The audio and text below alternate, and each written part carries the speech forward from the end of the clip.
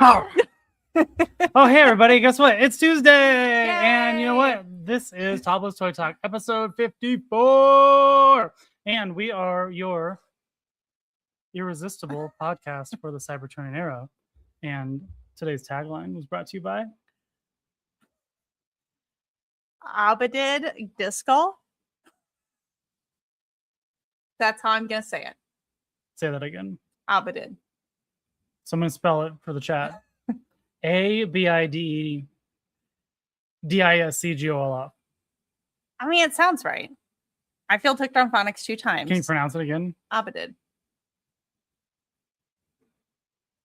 And that's the show. See you later.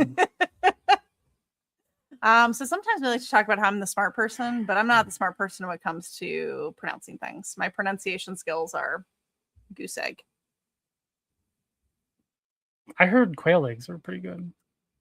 And Could duck be. eggs. Who we talked to? We were talking to somebody. Oh yeah, we were talking about something about duck Who eggs was that? being like really great. I Yeah. don't know. I've never had a Telling duck us egg. that we need to I've eat only duck had eggs. chicken eggs and an emu egg one time. An emu egg? Yeah, an What emu about egg. ostrich eggs? No, I don't have an ostrich egg. It's just an emu. Can we get a pet ostrich? Absolutely not. We live in town.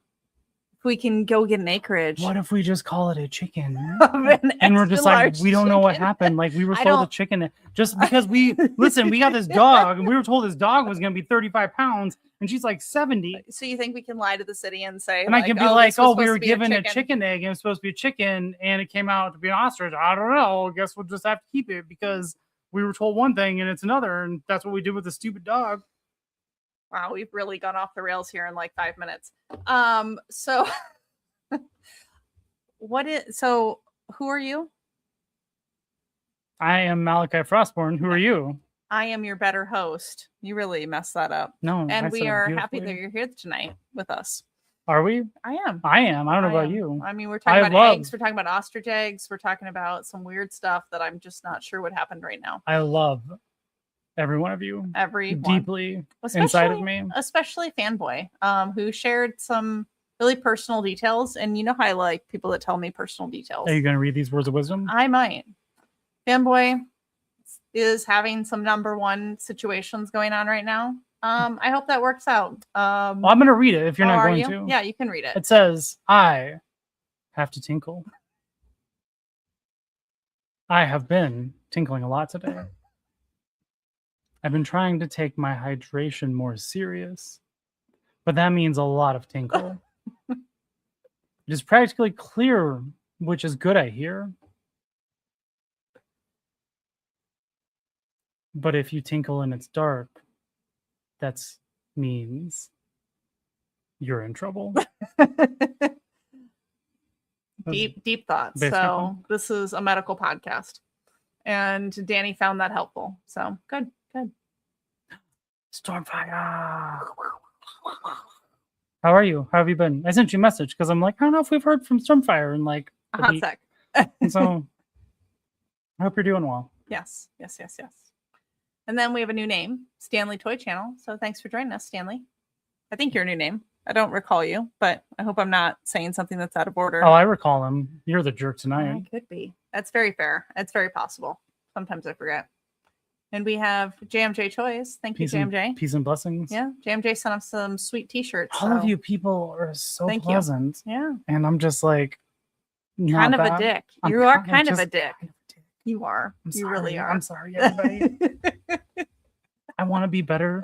All the time we talk about how We can- do. We how do can I talk about all be the time a about better how person? Rob is like, but I just have so much hate in my heart. I'm like, how do I embrace like I have so the much- inner like positivity of all of these positive people in the world when I just hate everything? It's just, it's not in your, it's on the cards for you. It's okay. It's okay. I'll pray for you. Webby! Webby! Hey. Hey, hey, hey. Who? Who? Cindy Lou Who. We're gonna play this game. Hey, you know what we should do next time? What? We should do one that's completely silent where we don't say anything and I we just make loud erratic movements. we conduct the whole thing without speech. What do you guys? That's- What do y'all think I about don't that? know about that. What do you think But about it that? could happen. It could happen. Thanks, Webby. Yes. Thank you. I was told there'd be dad jokes. There could be dad jokes. You got any dad jokes? I'll figure it out. I'll figure it out on the spot. Oh, that's what we should have done, a wheel of dad jokes. Oh, you suck. That's a good idea. A wheel of dad jokes is a good idea. I know. Emotional support ostrich. I mean, it could be. And Yeah, technically, even better. Anything in the city code where we live is art installation is the #1 way to get around anything. Yeah. So if okay, you put something in your yard and whatever, as long as you claim it's art, there's basically nothing anyone can do about it. So that's my pro tip. You should look at your city code, but yeah, like art. No joke. That was the worst thing the city could have let leak to me is you can literally put anything on your property and claim it to be an art installation and they can't do anything about it. I can't. Now, I don't know if every city is like this, but check your city code. If you want to do anything stupid, you can get away with it. Check your city code about art. Yes. Because I can guarantee you there's probably a clause about art installations. Yes. And you'll be allowed. Yeah. And so emotional support. We are not installation. Lawyers. You should definitely consult your city code. And that's what I said. Yes. Don't listen to me. Go look at your code. Yes. Yeah. But there's so many crazy things in city code. Oh, we love you too. We love you too. See? Second time being here. Wow. Yeah, you are the a-hole. I am the a-hole. Well, thank you for being here again, even though I'm an idiot. And it's emotional support chat. Yes. All right. So you always rag on me a little bit about this, how I say everyone is a special guest, but I do actually mean our guest here is a special guest. Everybody is a special guest. Everyone is special. And what I liked about this person is... Can I do a quick pause? It may be. The reason why everybody is special is because we only have people on that Sarah makes a connection with. Yes, that's true. And so everybody that Sarah makes connection with is actually special. It's true. Because she forgets nobody. Right. So everybody that is past, present, and future know that you're not here if we don't like you. So this person, when we were at Des Moines Con, we did some dumb stuff. Like we put these headbands on and they had questions on it. And we were just wandering around, just doing our normal dumb stuff. And this person was at their booth. They were selling some cool stuff and they just shouted an answer at us. I was like, I like this person. They are verbally shouting at us. This is perfect. Then we went over and did an interview with them, which was also pretty cool because this one here thought he was clairvoyant because after I said, hey, this is Jeff, he was like, oh, what's your name? Did I hear your name? He thought that he magically knew this person's name was Jeff before we'd ever talked to them. Because I made a comment about okay, let's do the interview with Jeff. And I don't recall seeing the name or hearing the name. And then I had to take a quick second and be like, wait, is that really his name? Because sometimes I just make up names for people and things, right? You do, your own name of Malachi Frostborn, which is not your name. And Trip Daddy. Yeah. I mean, that's a misspelling. That's a misinterpretation. But it just continues to go on and on. But, I was like, wait a minute, did I just make this to be? There was not a glitch in the matrix. But now I'm going to throw another thing out here real quick. Okay, what if I'm not clairvoyant? Okay, but what if I have the ability to, warp and bend reality to my whim? Yeah, so what if Jeff's name wasn't really Jeff before Jeff came to my mind? I said, is your name Jeff? And because I manifested it, all of existence changed. Don't quit your day job. Do not. I'm just going to put that out there. Yeah, I don't think so. So prove me wrong. I will by bringing Jeff on here. So we have the one, the only. We have Jeff from Asplenia Studios. Hello, Jeff. Hi, everyone. It's Peter from Asplenia Studios. I knew it. And I just have to know, how many different types of eggs have you had? Have you had ostrich eggs, duck eggs, goose eggs? We need to find out this essential information. 3: duck, chicken, and quail. I think there might have been more. We lived in Europe for a while, so you get a lot of random food over there. Sometimes you just don't know what it is. You just eat it. So. Sure. I think, I can't really give an answer to that. That's my guess. My guess is 3. I also wanted to say, Sarah, that it's okay if you can't pronounce things correctly, because as once heard, just because you're trying to say it means you could read it, Fair. and that's a good thing. So, Which is actually the perfect segue into There's a segue. yes, because Asplenia Studios, like I know, because I was a little scared the first time when I saw it. I was like, I don't know how to say that. But then you said it, good. and then you gave the story of how Asplenia Studios started. And as you introduce yourself, you tell us, who you are, mother's maiden name, all the important stuff. I like. Car. I'm a big fan of the 3-digit codes on the back of credit cards. Like those are really unique facts about people that it's different all the time. But I would also love for you to tell the story of how you came up with the name Asplenia Studios, and I am so proud that I can actually say that one. Okay, yeah, you got it. Okay, so this actually is a question I get a lot at my booth because people are like, "How the hell do you say that?" And I say it, and then they're like, "Okay, what the hell does it mean?" So asplenia is the medical state or the condition of not having spleen, either through just not being born with one or losing it. And I lost mine in a sledding accident when I was 16. I got hit by a bunch of people hit from behind me, cracked my head, broke some ribs, hospital for a week. They took out my spleen. And so now it not only did it really hurt a lot, but it physically has long-term effects. You have a reduced or compromised immune system, things like that. So I figured what doesn't kill you should become the name of your art studio. I love that. I mean, I can't argue with it. No, it's a blast. So yeah, it's a lot of people would agree. I kind of have like a very gallows sense of humor, but it's not like the morose kind. It's a really peppy kind of gallows sense of humor. So it's kind of disconcerting because you're getting hit from both ways. Yeah, I think it's a good thing. But so that's where Asplenia Studios comes from. Fantastic. And we met you at Des Moines Con, and we purchased one of your fabulous pizzas of artwork here. Say pizzas of art? I did say pieces of art. Pizzas of art. Of this Optimus Prime. So this sits prominently on our Optimus shelf, and we love it very much. But I did want to ask, because Rob was just pointing this out, there's like a piece of rubber here. Is there like you can take that off. Oh, okay. Well, we were curious, like what is that? Okay, it's liquid mask. So it's kind of hard to tell because I usually cut it out of the time-lapse videos I do of my watercolors.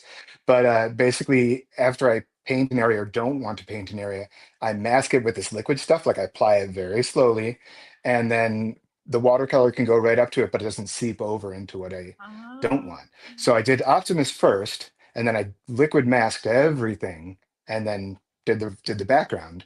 And so in the time-lapse video, it goes from me drawing and then painting Optimus, and all of a sudden you look and there's this kind of blue stuff like around, like on his outline. That's what it is. I didn't mean to leave that there. It's not a booger. You can like a lot of things in life. You can rub it off. And, honestly, I don't think I didn't even notice until under this strangely placed angled light that is not typical. And it wasn't, I sat down, I was like, wait a minute, there's a weird shine. What is that? Yeah. No, that's perfect. It's like kind of like light turquoise blue, right? Yeah, that's just give it a couple of rubs with your fingers, should come right off. Shouldn't hurt anything. Perfect triangle too. So I was like, maybe it's intentional. Maybe it's like a, some people put like little hidden things in their artwork, and I wasn't sure. Yeah, it's holding Optimus together. It's So had a friend in school named Pepe Gallows. Well, J. That's a story for some time. So I love that you're surrounded by a lot of different robots right now. Is this what started? Like, what was your favorite? What was the thing that started your collecting? My collecting interest. Yes. Not everybody collects. That feels like a collection. You're making the assumption this is a collection. Wow. Okay. I think it might be. What got you into things? What got me into things? Do you want to hear about collecting collecting the physical items are what got me into the giant robots in the first place.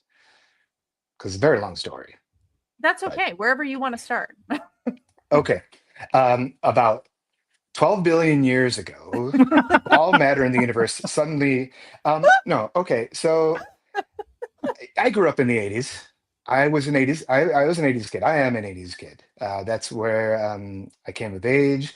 I was born in 1975. I had the joy of seeing both Star Wars and, well, all the Star Wars movies in the theater. Although the first time, I don't know why they took me because I was 2.5 or something like that, maybe 3. But so this is funny because people ask me, I'm going to really just go off on a tangent here. I love this. So, but it kind of works. It builds into the story.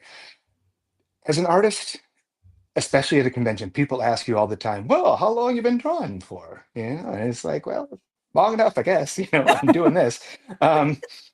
But I can people ask me that, and I tell them that the first memory I ever had that I know is a true memory was of drawing something, because we had gone to see Empire Strikes Back in the theater. So it's 1980, 5 years old. And we come home, and I was really excited by the movie because the special effects were really good, right? Even standing up to this day. But I was really enthralled by the AT-ATs and everything of the Hoth battle scene. And at that time, back in the 70s and 80s, like your mom would keep her fancy blouses from the department store in the little rectangular boxes they came from in the closet to keep them safe. Right. And I took one of those boxes and I flipped the lid over and used a pencil and I draw an AT-AT, some Scout Walkers, and I didn't know what they looked like. I just draw a little square with legs coming off, 2 legs. And for some reason, some TIE fighters shooting at them. Which, of course, stupid 5-year-old TIE fighters and AT-ATs are on the same side. But and I got in trouble for it. I got yelled at because I drew on the back of the box. And that's how that was imprinted in my memory. I tell this story because it's true, fact. But I realized recently the first things I ever drew were Mecha. AT-ATs and Skywalkers are just Mecha. They're giant robots. And I realized that this has been a lifelong obsession now for 45 years, 46 years now, because I'm old. I've been drawing these things, sometimes a little bit more, sometimes a little bit less. And the toy obsession really didn't come into play until a little known show in Toyline, which you guys may not have heard of, called The Transformers. It's a little obscure. It is a little obscure. It is obscure. I mean, before I'm that, make a note to look into this real quick. yeah. I mean, before that, we did have like Battle of the Planets, Star Blazers, which is Space Battleship Yamato in Japan. But then Transformers comes out, Voltron comes out, and all of a sudden we do have these giant robots, and they're either being piloted by someone or they're sentient beings, and the toys are cool, and the toys are really, really cool. And oh my goodness, that toy is even cooler. And I didn't get a lot of them, but my friends did. So I got some, but so they're just really fun to play with, and I just became attracted to the technical aspect of those, how they, especially the Transformers, how they transform, how they make it work to go from one thing to another. Sometimes it's not so good because you have like whatever the medic guy is, his head's in his fucking chest. Are we allowed to swear? Can we swear? No, can we? Yeah, whatever. Yeah, you're an adult. Yeah, we're not monetized. Right. His head's in his chest, and you're like, oh my goodness. You're like, oh, okay, fine. But Optimus Prime, that was a thing of beauty, right? Just that was like so cool, and I just loved it so much. And then the next year, Robotech hits, and that was really what triggered me on a lot of this. Now is we have giant robots, and they're being piloted most of the time, but a lot of the times they're realistic, and people are dying. And as a kid, you're 10 years old, you're watching this before school, and here's the character's getting blown up, and you're like, okay. Mom's like, oh, did you finish your breakfast? You're like, I haven't even started yet, or you powered through it. So it was just, that's the kind of thing that I've just always been into. Now someone saying something amazing. Yes, Transor Z. Good one. Thank you, Fanboy Brian. And it just became this lifelong obsession with the technicality of it. I think part of it had to do, my father was in the military. He made scale models, both of railroad, military, stuff like that. So I was always around the things that looked mechanical and engineered. And so when Robotech came out, which is Macross in Japan, it's the way that those transformed. The VF1 fighter was just amazing to watch. It was stunning. And as Rob knows, and Sarah may know, the original Jetfire toy was the VF1 Valkyrie from Macross, brought over and repainted a different mold and sold in the United States as Jetfire. And it's just cool. Now, for a long time, you kind of grow up, you kind of grow out of these things. I still draw, but I don't, all my toys went by the wayside. We move, things get lost. And I kind of stopped collecting until, not even collecting, just gathering, until maybe the mid to like early 2000s. And I got a few Gundam toys, and then we moved. And then because my wife's a scientist, we moved again, and then we moved again, and then we moved again. And we tend to move a lot. So I cannot have big things. So I have a lot of little things. Now, all these little things probably take up all the space of one of Rob's little nice masterpiece. If you pack them all together, but they're still fun, and that's where I am today.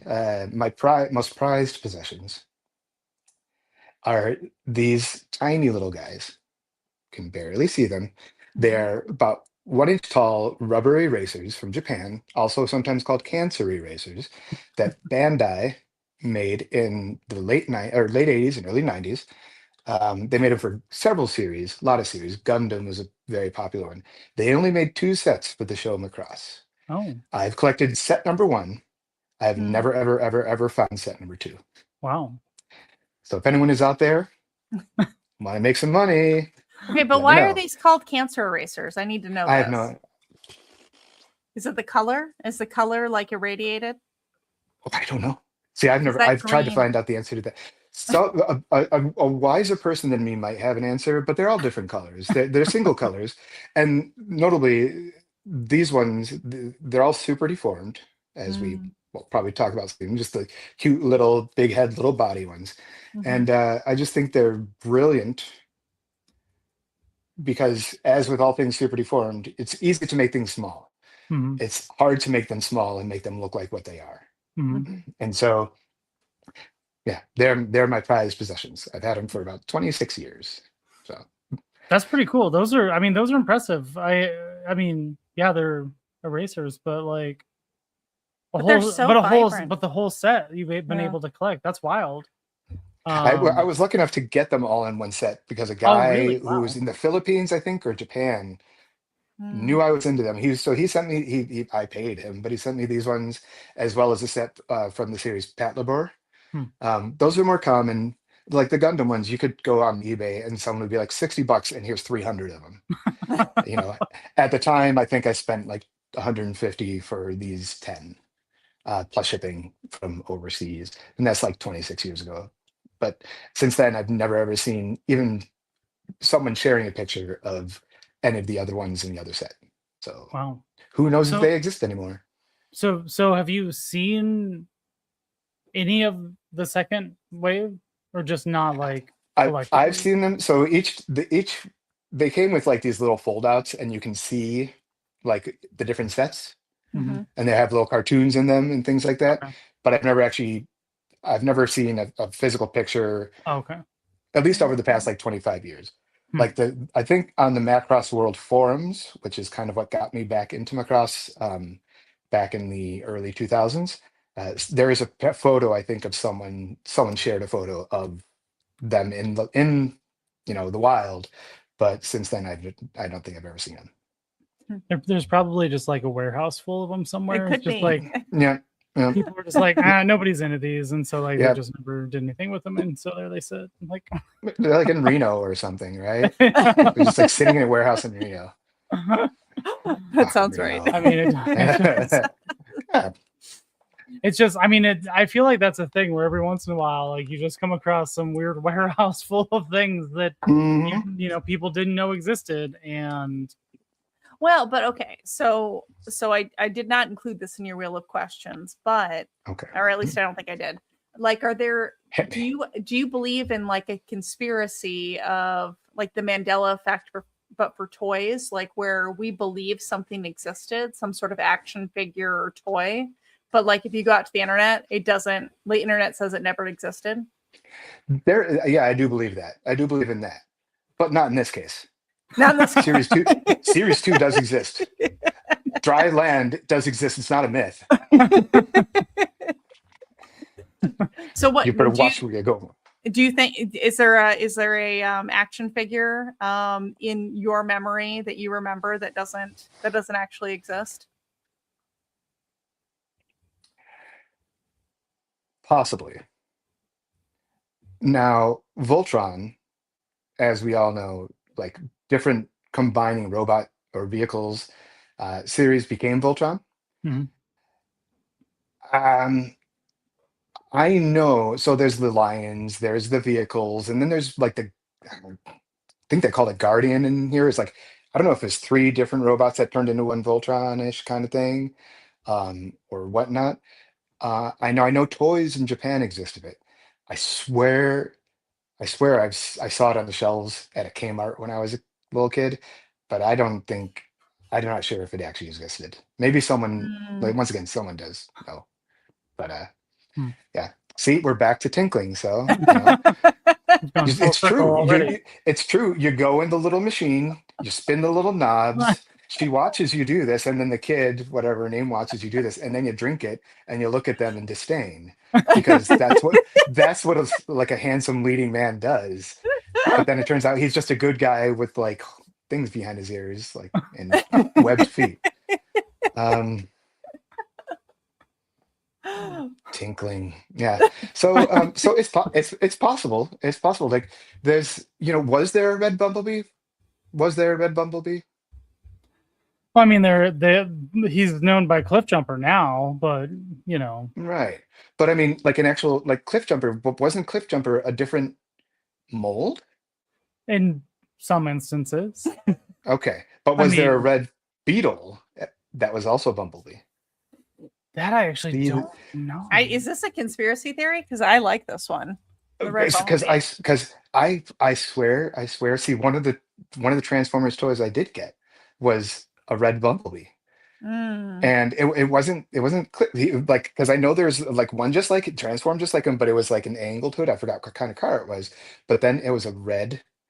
Oh, see, it does kind of look like it. Yeah. So yeah, but it was a beetle. How wild! The internet. To the internet. Is there a picture here? Maybe not. Oh, there it goes. Oh. So these, I mean, these are similar, but that's awfully but they're close. But they're not the beetle. Yeah. Like this is off of basically the the original cartoon. So is that a yellow and red version of Cliffjumper? Well, I mean, I guess it depends on how you want to go about that, because it could be a yellow and red version of Cliffjumper or a yellow and red version of Bumblebee. Well, no. So now quickly go over to Bumblebee's page and see if they show a red version of him. Oh yeah. Because I think the reason might have been because they just I'll just put this mold yellow and this mold red and call it the same character. I mean, it's easy to do that. And this is like a question for Jim Sorensen. I don't know if you've watched or seen any interviews. Jim Sorensen, he has an authoritative book on the history of Transformers. Like, it's crazy. He's on very, very interesting. Cliffjumper toy page, it does not really. Hold on a second. Let me give Jim a call here. Like, Jim Sorensen, can you please join? Like, Jim, get in here. Sorry, I keep him locked in the closet. Use a Google. All right. because for some reason Google has a better search than the actual wiki. Okay, those are all yellow. Oh, but there's a red one right Well, there. but yeah, so well, okay, yeah. I mean, Oh, Oh, now the picture's not going to load. See, yeah. Jeff Bezos. Or no, one of the There we go. yeah. There we go. I mean, okay. There is a red Oh. color. Yeah. So Hasbro Transformer. Yeah, Bumblebee toy yellow. 1984 red with foil insignia variants. Interesting. So, Yep. so is now- that is a red one Cliff Jumper or is it a variant Bumblebee? You know what I mean? Like the Cliff Jumper. But it was packaged as Bumblebee, so I assume. Yeah. I'm gonna have to do a deep dive on this now because now I need to know. Okay.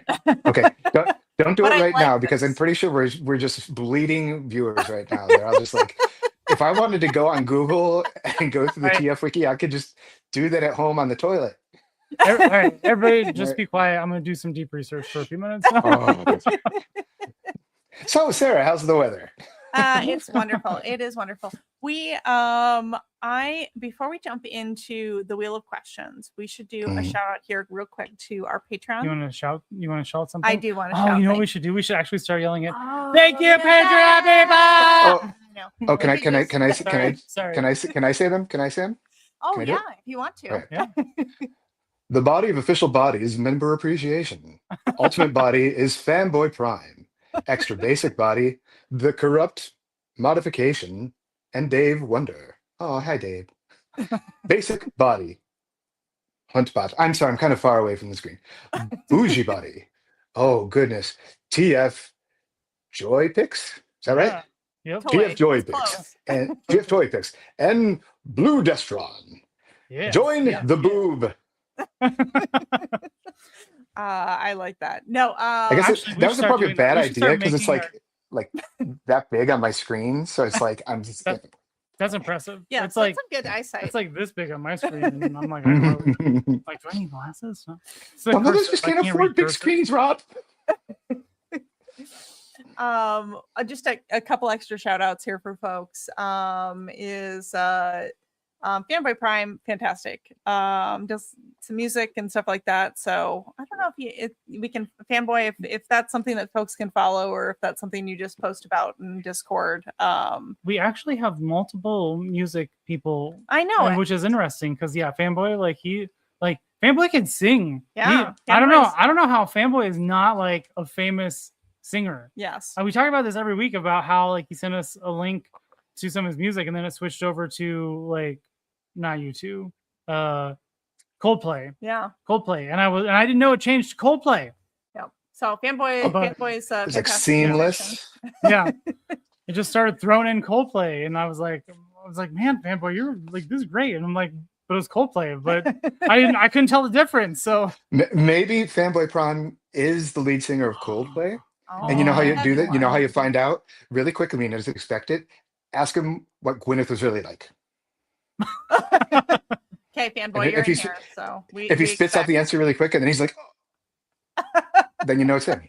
like, So- shoot, I gave it away. But no, I don't Crumb even know what his Modification- name is. Crumb Modification also does music. He made a new post today. I think a new song. Oh, good. But he lets us use some of his music for our intro, so we really appreciate that. Huntbot is our newest member, and Yes. So thank you. I Hey, have Huntbot. discovered some things about him actually after investigating his profile a little bit, and he seems to be into like visual effects and stuff. So we got like the coolest group. And he it says that he worked on the newest Spider-Man movie, and so I'm gonna have to dig into that because I'm just like, what is this? I'm like, I feel like we're way not important enough to. Well, you know, Huntbot, if you also like giant robots, someone else has a Patreon. Ooh, yes. Oh, yes. And then, I mean, Dave Wonder, he does all the things and is just the coolest dude. The nicest person Yeah. you'll ever meet. Yeah. It's all a lie. It's all fake. He's like smiles in joy, and then when he turns around, you can see him. He's just like that. Fucking bitch.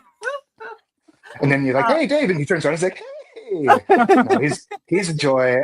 He's a joy. I love him. I mean, that sounds like who I am. So Except you're okay. Do not. Dave No. is. I love you. You are my husband. You are not Dave Nice. I just need No, you to know. I am not. Okay, I'm gonna give Ooh. I am because I'm gonna interrupt the Spotty official body Here, real seer quick, hold post on. with just We can. I'm gonna Okay. first go back. Oh, So, this got derailed a while ago. it did. thank you all for Thank you helping all. keeping things going. We appreciate you a lot. Yeah, if you want to join, feel free to scan the QR code And join the boop and get some We weird stuff that we might send you in the mail. Yeah. Weird stuff. Okay, but I just need to say that Dave would never do what I'm just about to tell you that happened this last week. So we were driving. And we got like there's some dick kids here in the neighborhood, like normal, like families, nice kids. But then there's like those kids that are like, you know, your parents obviously just buy you whatever you want, and so you're just a dick. Like you've wanted for nothing or whatever. And these kids all have these electric dirt bikes. Which I don't even understand how that's allowed in the city, electric dirt bikes. Like, shouldn't you have to go to a trail or something? But they ride them all over the yard. So these kids were riding them in the street, which is not legal.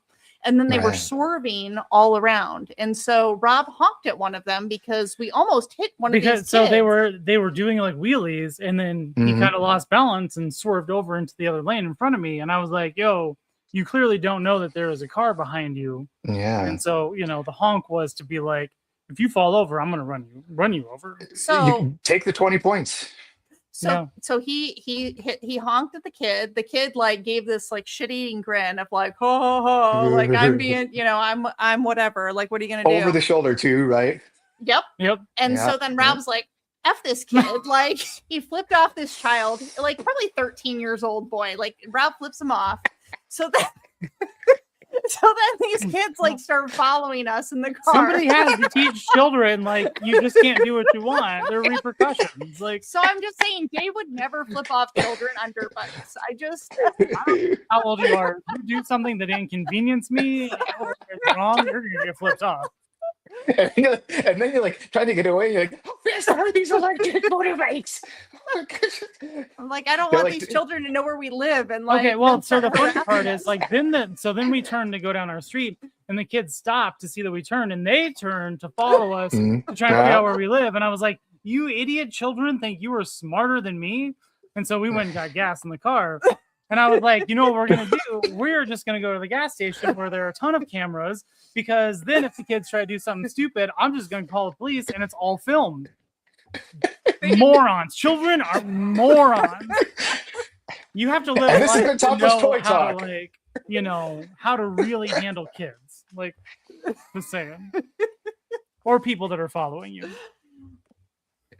You know, you should have really just sped up, had Sarah put her arm up, you know. That actually would have been funny. Yeah, that would have been a little funny. They had helmets on, just push them over. They did. I should just open the passenger door and kick their bike. Well, why do you need a kick? Just use the passenger door as a like. That could have been good. And then we could sue them for car damage because they ran into us.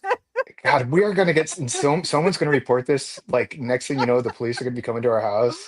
Like, God. I hope so, because then I'll send them over to the way these kids are, and then go deal with that. But for real though, we're going to start going to city council meetings. We're going to be that Karen, and by we, I mean mostly this one. We're going to just go and talk to city council and be like, listen, all politics is local, and if you want to change something, you can pester the heck out of your, you know, mayor and city council, and you can get stuff done. First of all, I would like to correct you. I'm not a Karen. A little bit. You're a little bit of a Karen. I am not a Karen because all of my rage is justified. Do you think that's how the average Karen feels, that they're unjustified? Yes, but that's why they're Karens, is because their rage is not justified. But see, this is what you go to the city council meetings, and then when the mayor is walking down the sidewalk, you drive up and open the door on him. You know? And then flip them off and then drive away. And then drive to the gas station. We'll just get a couple of like, you know, electric dirt bikes ourselves, and we'll just follow the mayor home and be like, this is what it feels like, bro. No, we're not going to follow the mayor home. But because you already know where he lives. or she. I'm being sexist there. But in all fairness, if you want to find out where, like, all that sort of stuff, it's actually not that hard. Most states have this website called Beacon. So if you're a very nosy person like I am, and you want to know like the details about, you know, like what somebody might have paid for a house. Like, it's all free public information. You can find all sorts of fantastic stuff on your Beacon website. So that's my pro tip. You want to be nosy? Beacon's where it's my at. God. It's real easy. Not even so it's Go to Beacon, Bark Bark. I'm a toy. This is Topless Toy Talk. Go to Beacon. I'm trying to be like, what is it? Beacon.com, beacon.org. Yeah, if you just go to your county assessor's website, there's normally a link to your county's version of Beacon. Yeah. Yep. Yeah. It's wild the amount of things that is just public knowledge on the internet. Yeah. It's actually a little scary, to be honest. Especially like when you think back to, we used to have, phone books. So you just had everybody's phone number. Yeah. And there should have been so much more scammy stuff that happened to us, right? Like when you had everybody's phone number and for some reason it didn't happen. Maybe there's just less assholes back then. I mean, I wasn't alive so no. That's not true. We I all know, had phone books. I know. I remember getting my Remember the front big porch. phone book? Yeah, the big phone, yellow book. Come on, I'm sure your mom beat you once with the phone book, Rob. Yeah. With a mouth like that, she'd probably smack you across the head a couple times. Justin. Hey. Yeah. Well, and where I lived, we had some. So I lived in a small town, so there were a lot of people with the same last name because they were all in the same family. Well, when there's only 300 people in an entire town, and there's only so much you can do. Not quite true, but there were things get around, but some things don't get around, and that's family. So there were a lot of large Catholic families, and so there were like multiple pages in the phone book of Clarks, of Schmidts, just it was very funny. And there was one kid I went to high school with, and his mom was a Clark, and she'd married a Clark, but he was insistent that was not inbreeding. And I was just like, well, are you sure? Are you sure? I mean, if you can trace it back and it doesn't it doesn't tee off at some point, count on Matt Clark. I knew a Matt Clark. Small world. Are we related? Could be. You never really know anymore until you do your DNA test. I know. And then you still and then you find out you're half Labrador Retriever. Yeah. Have you ever done one of those DNA tests? No, I'm not going to do that. Yeah, that's probably smart. My wife got her PhD in genetics, and I know not to give my information to those companies. See, and I'm the type of person that's like, everybody can have everything that I have. Like, I don't know. Ooh. I should be more worried about like my stuff. But I'm just not. like, I would get if you give me more targeted ads and like a better Instagram feed, I'll give you whatever you want. That's terrible. I'm like, I know, right? But I'm like, if you can give me the convenience, I'm like, have my saliva. I don't know. This sounds like the preface to like the first part of like some like Netflix like crime show or something, like true crime show. Yeah, he said he would give anything he wanted for a more direct Instagram feed. He didn't know how much he would give. The truth is, like, I've only got so much life left. And so I'm like, what can be done with all of my information with what I have left? I'm like, if you want my DNA. So old. You are a 41-year-old man. Like, I mean, I'm only gonna make it to like 60 if I'm lucky. My genetics. I did the test. You were exposed to an immense amount of secondhand smoke. There was like a thing that says one of the check boxes, like, will you live past 60? And it was not checked. So. Maybe you're like how people used to be. Something we just talked about this weekend. You remember the movie Cocoon? Yeah. Right. Like Wilford. No, the old people find like these pods in the pool next to the retirement home, and they swim in the pool, and they get like young and youthful, and it turns out the pods are aliens, and they're recovering or whatever. But Wilford Brimley was like 49 when he did that movie. Yeah. And he's supposed to be playing a guy who's like in his 70s or 80s, and he looks it. So like maybe Rob, you're just a man out of time. It's because of all that weird like dimension bending you do to get people's names to change. See, that's what I'm saying. Yeah.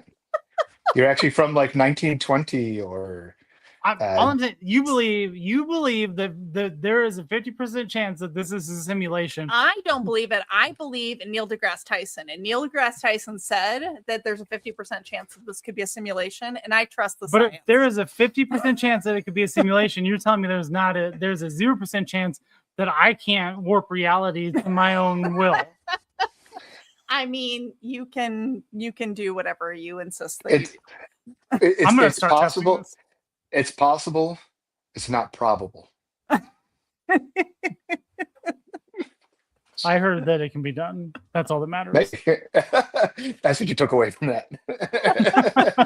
He hears what he wants to hear. That's fine. Mm. That's fine. I'm going to prove it true. I would like to bring up some of the wheel of questions because shit. I made a few. I made a few Watch questions. this. Yeah, Watch this.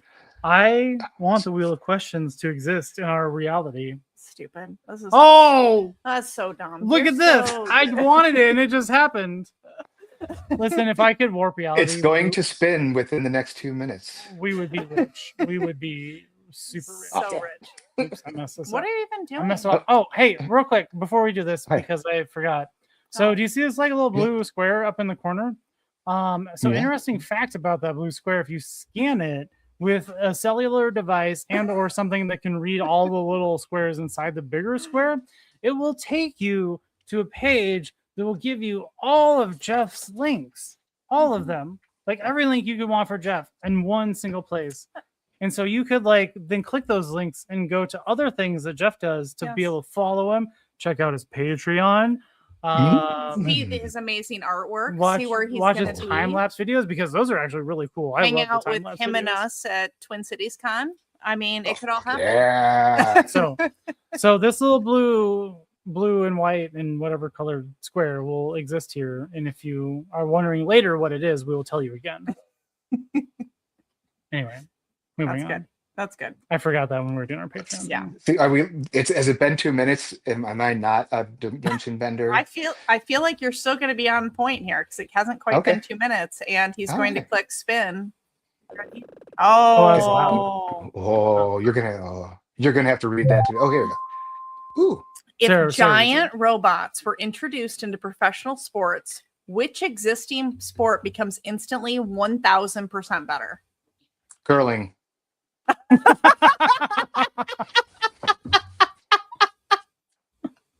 And That I love is curling. the best answer. I love curling, but can you imagine the amount of precision that would be applied to that, and how much counter, like every shot would be this super precise shot, and it would really come down to so much more just the physics of the ice and the air temperature. And they could test all those things, but there's little variables. It would be so precise and yet be so nail biting at the last end. Okay, So, curling was not on my board. I was thinking, the standard sports of like football, baseball, basketball, but I love So that the you went fake with ones. curling. Yeah. yeah, the fake ones. Yeah. Okay. Yeah. So, but we're talking about here real quick. So we're talking about giant robots. Okay. So does the curling stuff stay the same size? Oh yeah, totally. And the robots just get bigger, or does because they got those bigger? they got those big fingers, and they got to be able to like, Yeah. and then like they got to have the little brooms go like, and they'll be like harder, hold. No, one would be like doing it in like Morse code, and then like the other one would be like the modem. And they'd be like talking to each other in their different languages. It'd be awesome. But they break through the ice. That would be the problem, I think. Oh, you're right. Maybe we would.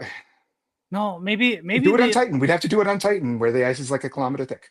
Yeah, I'm like, maybe the ice can be adapted to hold the weight, but everything else stays the same size, because that's what I would want to watch, is giant robots with regular size curling Giant robots equipment. on ice. Yeah. But those curling rocks, those things are like heavy and they're tiny, and they all come from like one quarry in Scotland. I don't think they're going to have enough. They're not going to have enough granite. I don't know that. That's interesting. Maybe stupid decision, Jeff. Jeez, why couldn't you pick like golf or something? No, I like I curling. like that. I That's like curling. fantastic. That's the best answer. Yes. All right. Wait, Let's see what the next one Oh, is. you want more? Yeah, I want more Okay. questions. Yeah, I get questions here. I know you do. They may have been very robot themed. Is this really loud to everybody else or just us? That's fine. Mm. If you were an NPC inside one of the franchises you collect or draw, which universe would you choose?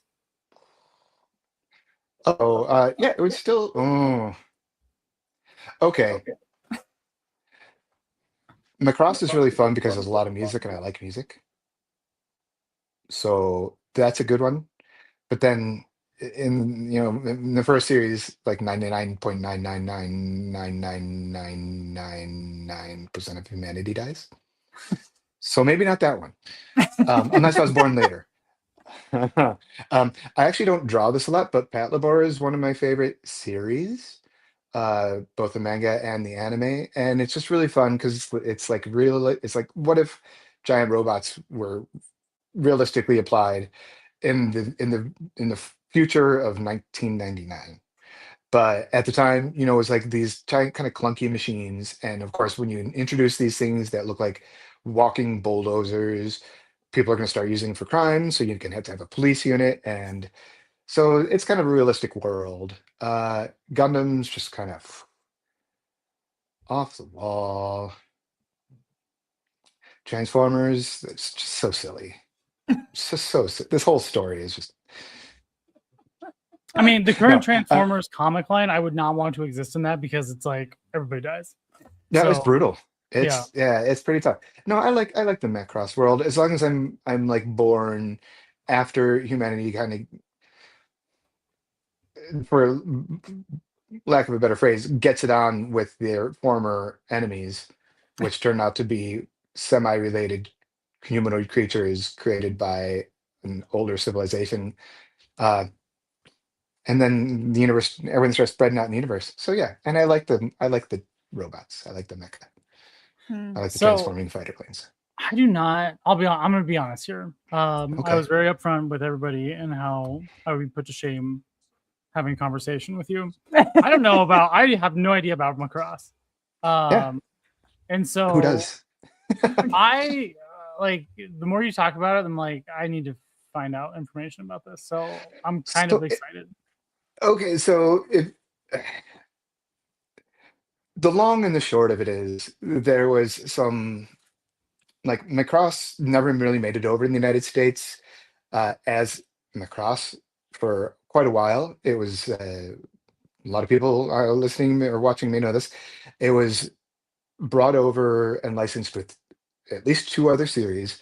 And because the people who licensed it needed something like 85 episodes to put it into syndication, they combined them all into one multi-generational story, Hmm.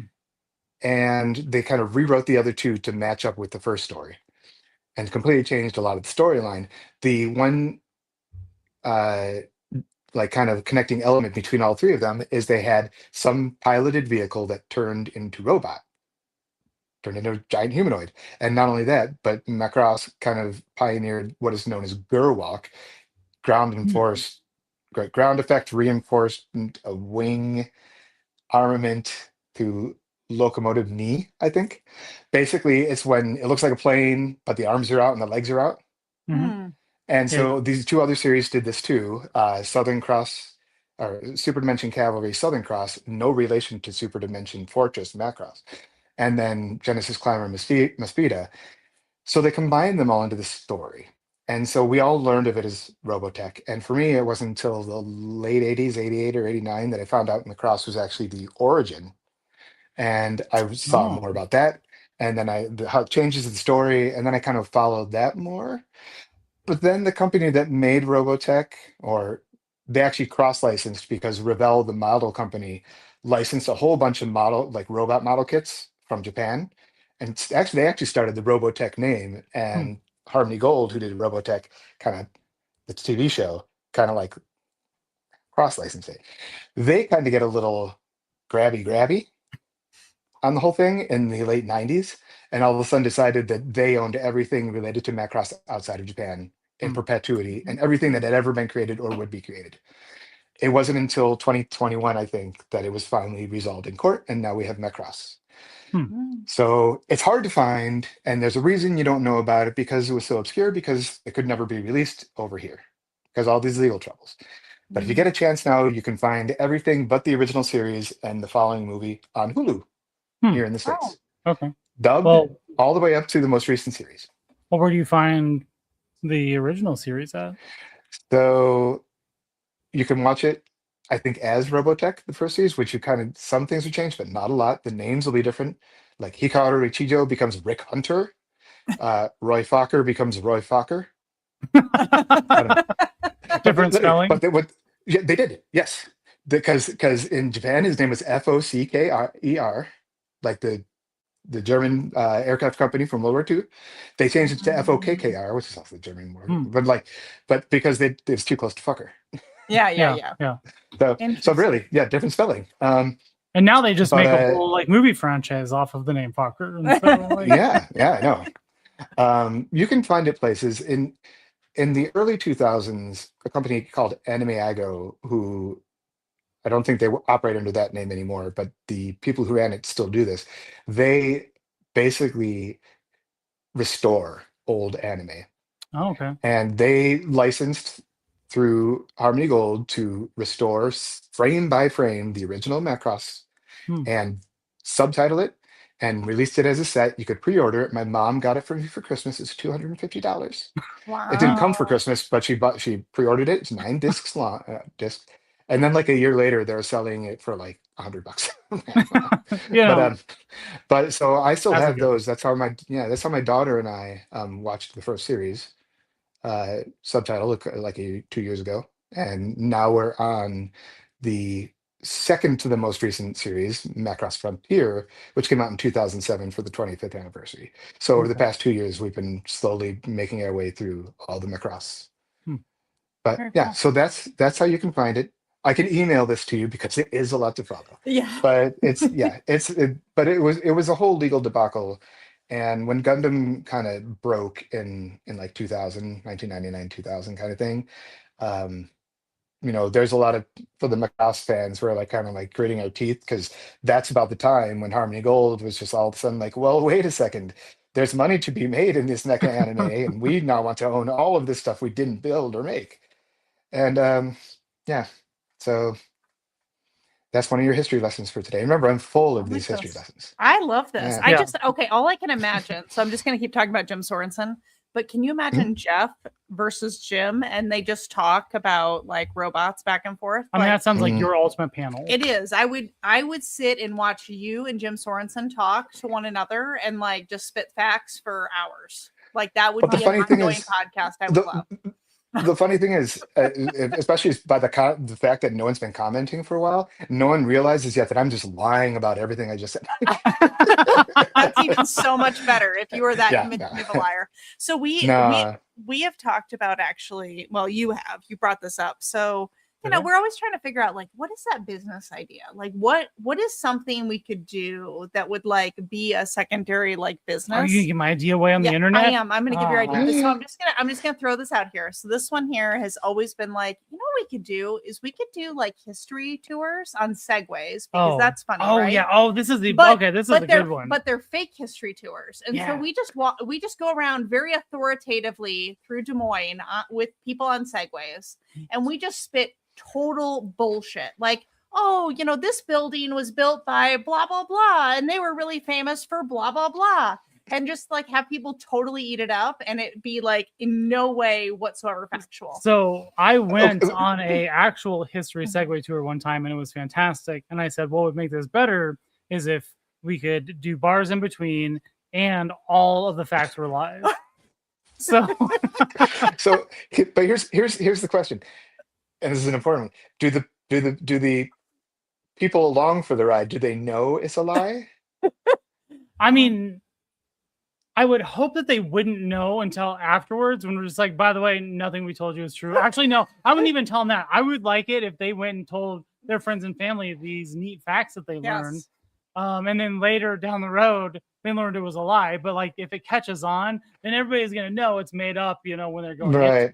We might be able to get like the first handful of people, like, in on the gag, but like, maybe you'd have to have some very specific legalese in your pamphlet. Really small fine print that says this is satire, because someone's going to come at you. Some Karen is going to come at you, and this time she'd be justified. She'd be like, I thought I thought he wasn't lying when he said that is where Walt Disney was born, and it's like some like high rise from like 2010. Yeah. Yeah, Yeah. but the idea would be funny. I'm going to expand on this. Sorry, I'm gonna add to your idea. Get get local comedians to improv on it. Oh, Yeah. You pick the direction. They have to tell people. They have to improv. They don't know where they're going. You just lead the whole group, and then they have to make up like history stories Okay. about whatever. Dan where they go. Untham. Yeah, that's I'm who exactly Dan went to his Untham. Dan. He's a former guest. He runs the local like comedy. He does stand up and stuff. Yeah. That's so- actually a great idea. Hold on, I have to write that Mhm. down. yeah, I'm gonna reach out to Dan and be like, "Hey, bro, we need to do If only this right won't be now." We have saved to- for that means we have to posterity on acquire a bunch YouTube. of segues. That's fine. It's a business expense. We can write it off, right? The thing is, the segue thing. I don't know about the going to bars between stops because segues are good, but at a certain point, someone's going to go head first into that river, Right. and Right. Well, so my thought was like, can it be like 3 bar stops in between like a certain period, and you can only have like a beverage that is like 3% alcohol, basically water, I don't know. dude. Okay, but Uncle Jed.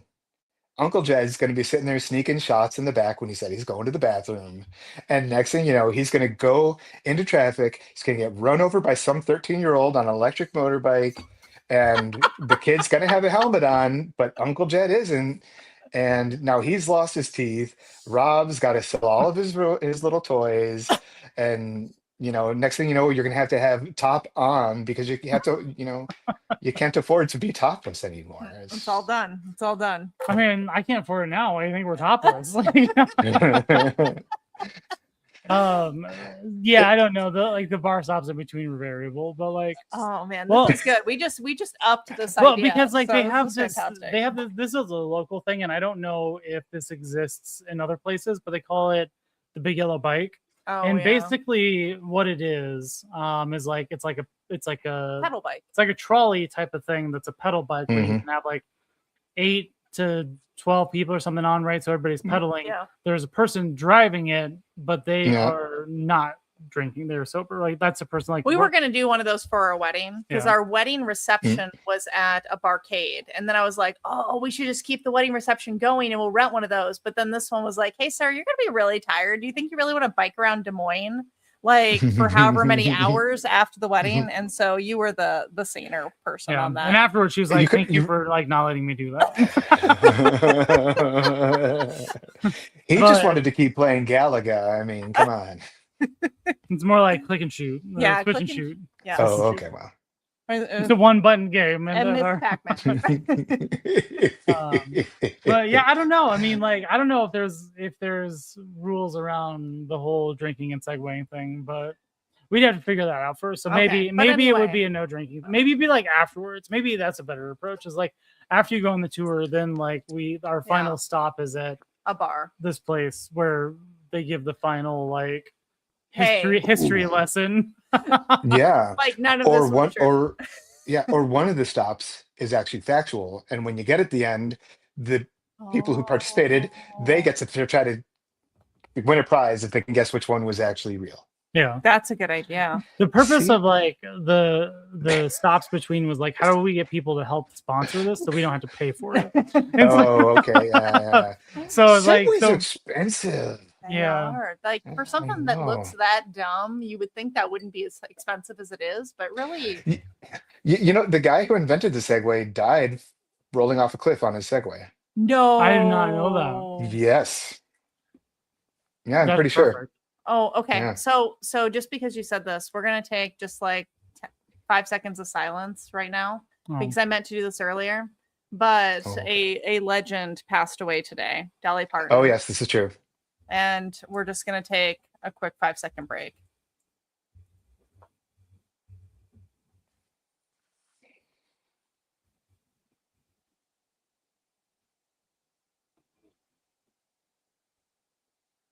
Okay. You That was count? that like, I was hope you're yeah. I counting counted. because I counted to like 10 because So- I don't believe that I count That's- in like actual seconds. Like I think I double time That's it. fine. I wish I had a 40. I'd pour one out for the homie. I but, know. I like, just she was such a nice lady. Jolie, She did so much Jolie. like good stuff too. There's very few things that bring everyone together, and one of those things was Dolly Parton. well, the It's true. thing that I am now excited about with Dolly Parton's death, just a weird phrase to say, That's is a that nice segue Sabrina there. Carpenter can now take over. Oh yeah, Sabrina Carpenter is kind of the next I think up and coming. she will be the next Dolly Yeah. Parton if she keeps going. Yeah. But no, I remember watching The Best Little Whorehouse in Texas with Dolly Parton and Burt Reynolds. Burt Reynolds, right? Yeah. Yep. Yeah. Yep. That was like I watched that with my parents. That's the type of movie you want to watch. Oh yeah, we watched all those. So wait, what if the beer is non-alcoholic, but you Yeah. don't tell them that? that, Oh. okay, No, that's because a good then idea. Uncle Jed is still going to get hit by the 13-year-old on the I electric mean, dirt bike. true, Yeah. inevitably, yeah. They 'Cause run he's around still- in he's gonna gangs be- now, so they're Oh horrible. my Yes. god, these kids are just terrorizing the entire neighborhood. I'm just over it. Mhm. I sound like a really really old sound man like a when I talk big about this, Karen. but like the problem is like I pay good money to live where I'm at. I pay taxes. I pay property taxes to live here, and these shitty kids with their electric dirt bikes. I can imagine Rob like sitting out on the driveway, sitting back with a beer, and they start coming by, and he takes his foot and just kicks out the bike spike strip across the street. I mean, With they're Californians. lucky they don't come through our neighborhood. Like we have Oh to yeah. go a few neighborhoods over to get Or a to few them. blocks. But Yeah. no, what he's been talking Mhm. about is installing an art installation in the front yard that would trip them up if they start driving in front of our house. We've gone full City circle on that. can't stop me. City can't stop me. It's an art installation. What is it? It's a tripod mounted machine gun. Yep. Like Good luck. I can just install like a giant Tesla coil like out in the front yard and like you'll have A giant Tesla coil. Yeah. Okay. or Tesla coil, whatever. It's all the same. It's all the same, man. Just spins and just a bunch of balls and just whapping people, whatever, right? Oh god. Right. What was the original question? Let's What world would you live in if like what you draw or collect? What world Yeah, would the you original want to live in? question, NPC, if you're NPC. yes. Fanboy said a while back, before this spiraled out of Before this control. went way out of control. Animal Crossing. Animal Crossing I was is like like, that Mm. one. You could survive in that. yeah. Yeah. I don't. If, like, I wouldn't. So are wanna we be- expanding into video games? Like, Sure. It could be. I don't know. I was gonna say 720, the skateboarding game, but then after a minute, the bees would start chasing after you, and I was never that fast. I don't know. I just. Oh, you know how? Okay, Sarah, going back to your thing about the Dunning-Kruger effect or whatever, the Mangina effect, Mandela effect. I remember going to the Machine, which is our local arcade and our local mall. Kids, these malls were big, long buildings with stores on the inside. And the Machine was our arcade. I remember my dad taking me there, and there was a game where you sat on this like futuristic motorcycle thing, Hmm.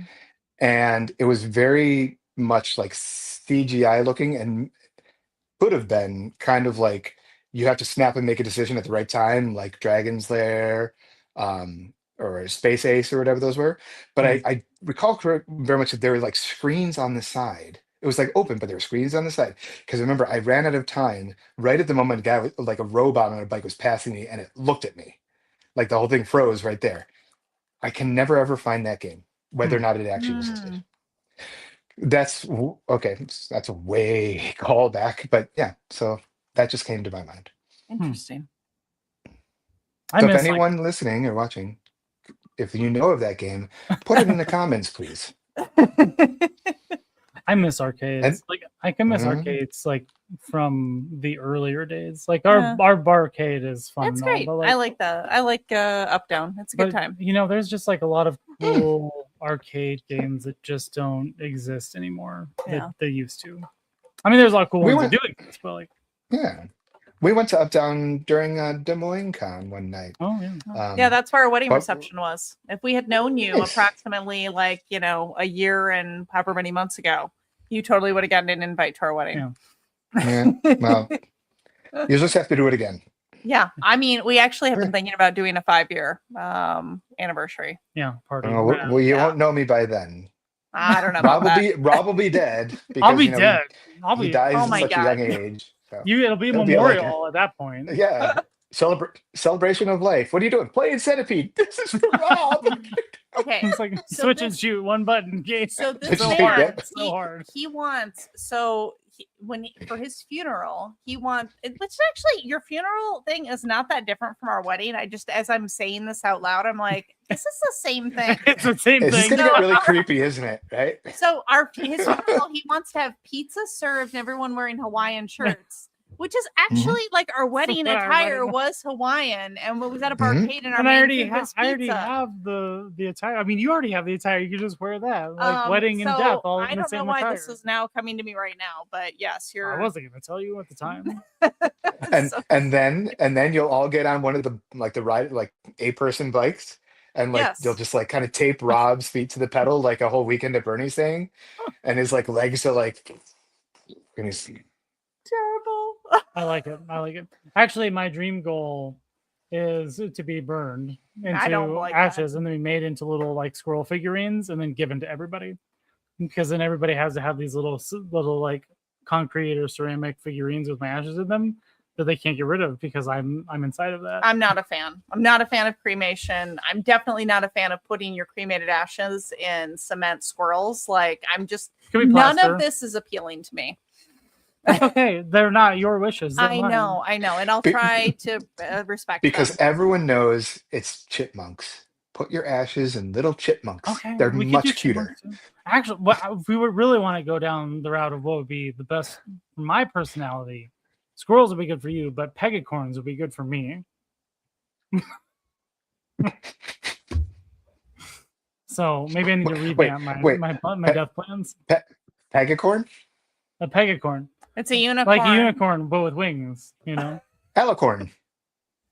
or that. Yeah, like Pegasus. Pegasus. Yeah, unicorn, Or Alicorn. It's Or a Alicorn. unicorn with wings.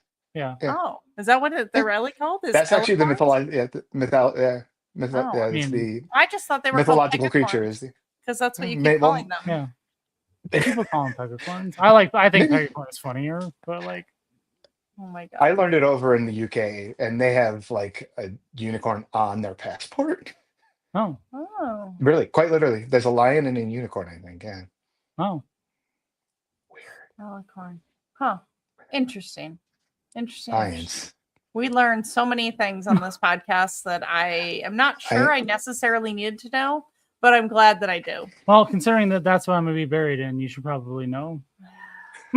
All right. We're gonna move on to the next question because I don't care about this at all, and I will respect your wishes because I think it's important to respect people's wishes, but I just think your wish is dumb. Humor's Oh. choice. No, sorry. If you were arrested with no explanation, what would your family and your friends and family assume you did? Mopery. What? What is Mopery. It's not a real thing. It's flashing someone, but you flash a blind person, so they can't see you. It's a gag from what movie was it? He was arrested for mopery. What's mopery? Exposing yourself to a blind person. Yeah, so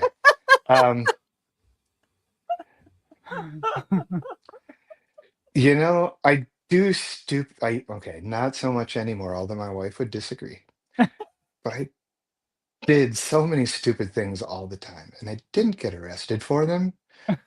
That I really don't know what they think because there's so many possibilities. I mean, I don't- clearly this one would be kicking children off of Yeah, it'd be- electric dirt Yo, bikes. well, it'd be something with like yeah. policing children. Yeah. What is it when you like incitement? That would be it.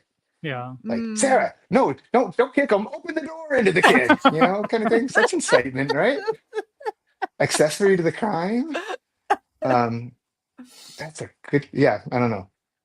I'm gonna stick with mopery, even though it's not a real thing. final answer.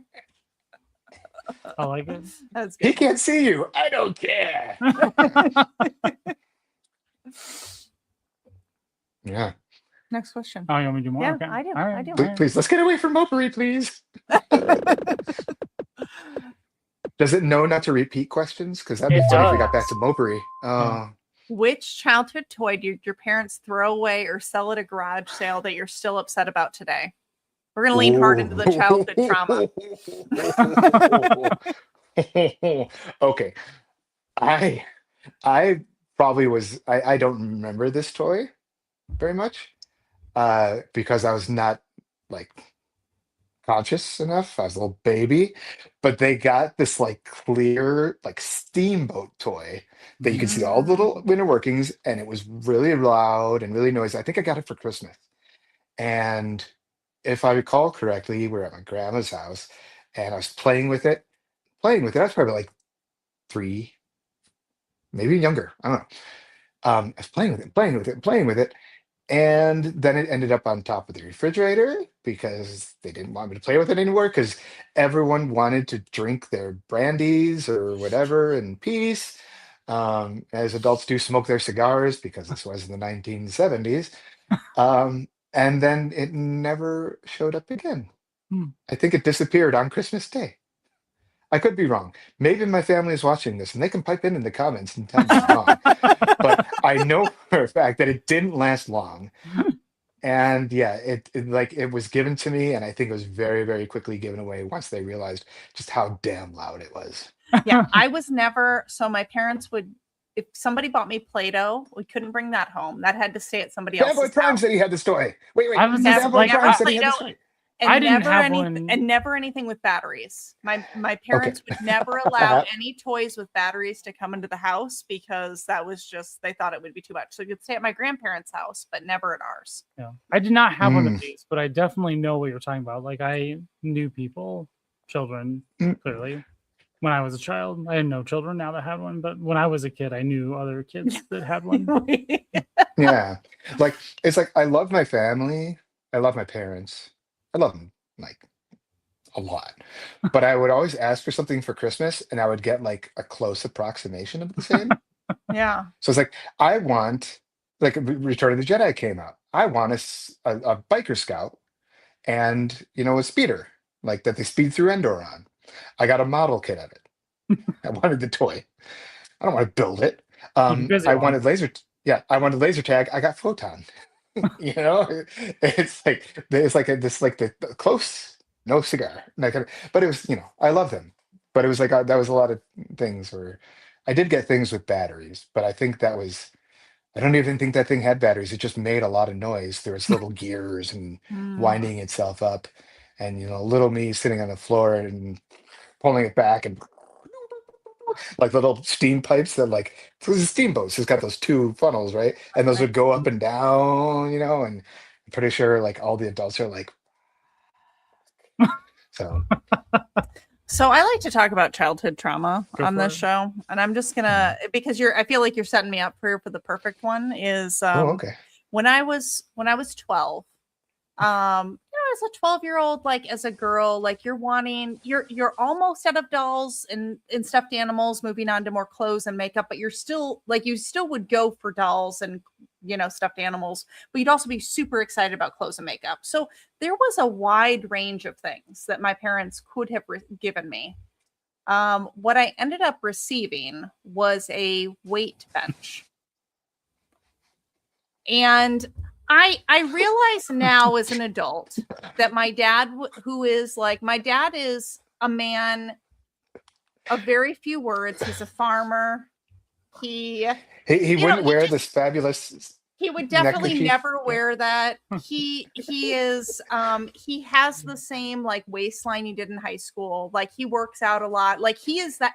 My dad was the homecoming king, and if you imagine some like cringy like TV show about like the homecoming king from like the small like my dad embodies that. That's Okay. He's a very nice man. Like I'm not trying to speak ill of him, but like he really thought he was doing a wonderful thing to be able to connect with his daughter by getting me a weight bench for Christmas. And it was like the worst thing ever because I also was a good kid. So I wasn't going to be like, oh, this is like, why did you get me this? Like, I tried to be grateful and thankful because like I was a nice child. And then I just went back to my room and cried that night. But because I'm a very honest person, like I made this so much worse for myself. So, you know, we had this teacher who awful human being, but we won't go down that path. He had us all go around like in 7th grade math and say what we got for Christmas. And of course, I was too honest to lie. Like it never occurred to me that I probably should not say to my entire class I received a weight bench. Like it never occurred to lie. Right. And so what was already traumatic, I made so much worse because I told my whole class I got it. And the teacher and the entire class laughed at me.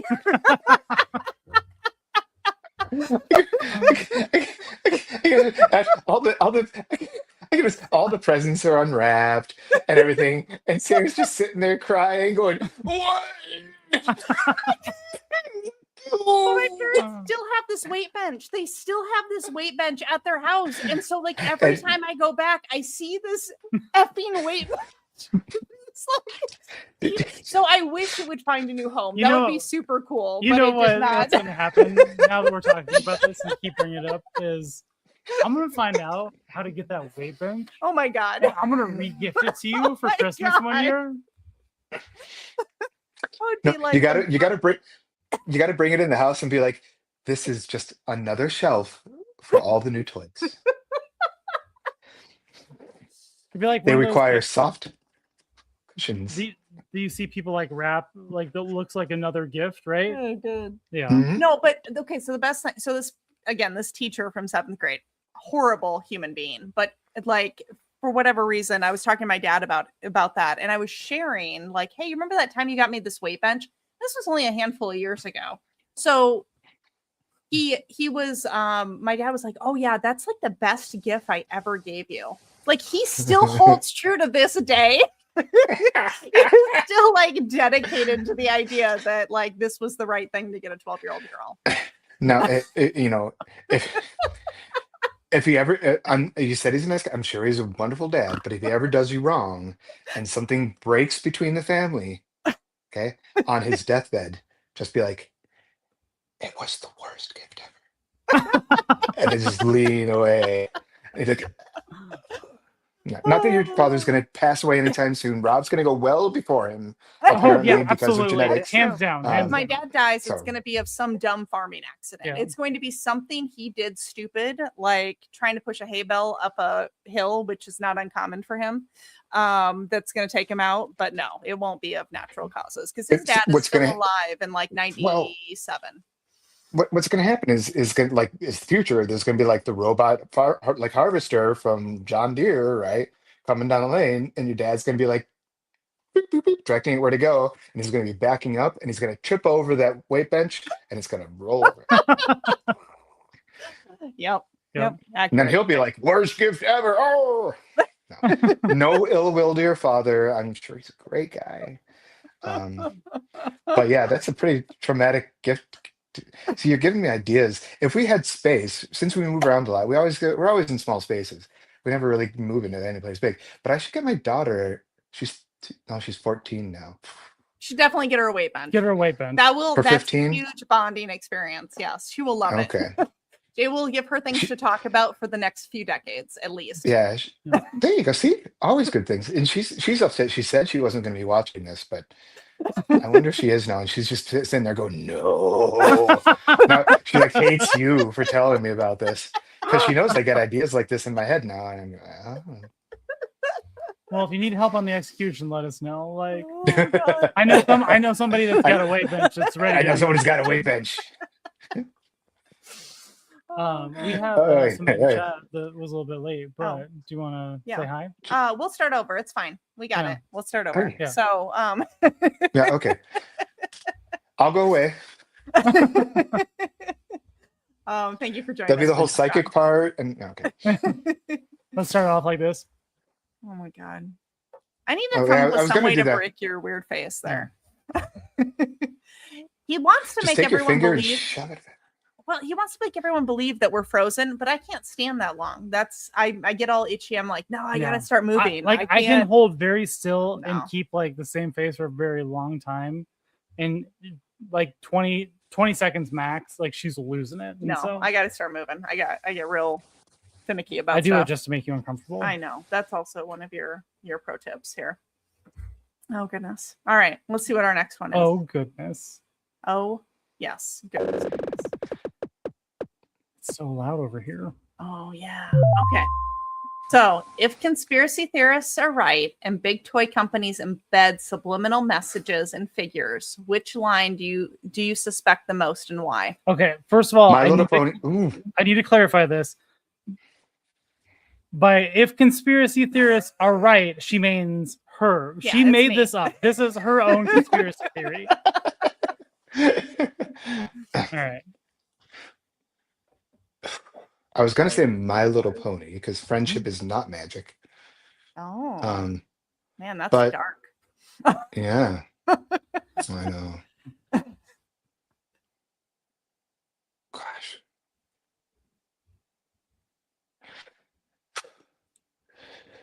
G.I. Joe. They're not Yeah. real American heroes. They're not. If you've been trained to pilot a jet, you're not going to eject the moment you see someone shoot a missile at you. And even worse, your whole flight isn't going to do it. Like all four of them. Oh my goodness! Oh, Cobra's shot some missiles. Let's get out of here. Like they're not real American heroes, and I think they're doing a disservice to our true American heroes, the fighting men and women of the U.S. Armed Services. That's interesting. That's I a fair assessment. That's a fair it's like, assessment. Yeah, if true soldiers, they know the value of their weaponry. Sometimes they may not care that much, but they're definitely not going to eject from a $30 million plane just because someone shot a missile at them. You know, Yeah. there is a thing called maybe pulling the stick and evading. Yeah. It was amazing in the G.I. Joe cartoon. The first person who ever really got hurt was, I think, Duke. Like Serpentor threw his like cobra-shaped staff at Duke and he hit him in the chest, and you actually saw blood. And this is like 2 seasons in, and everyone was just like, "Did that just happen?" And it's like, not a hot take.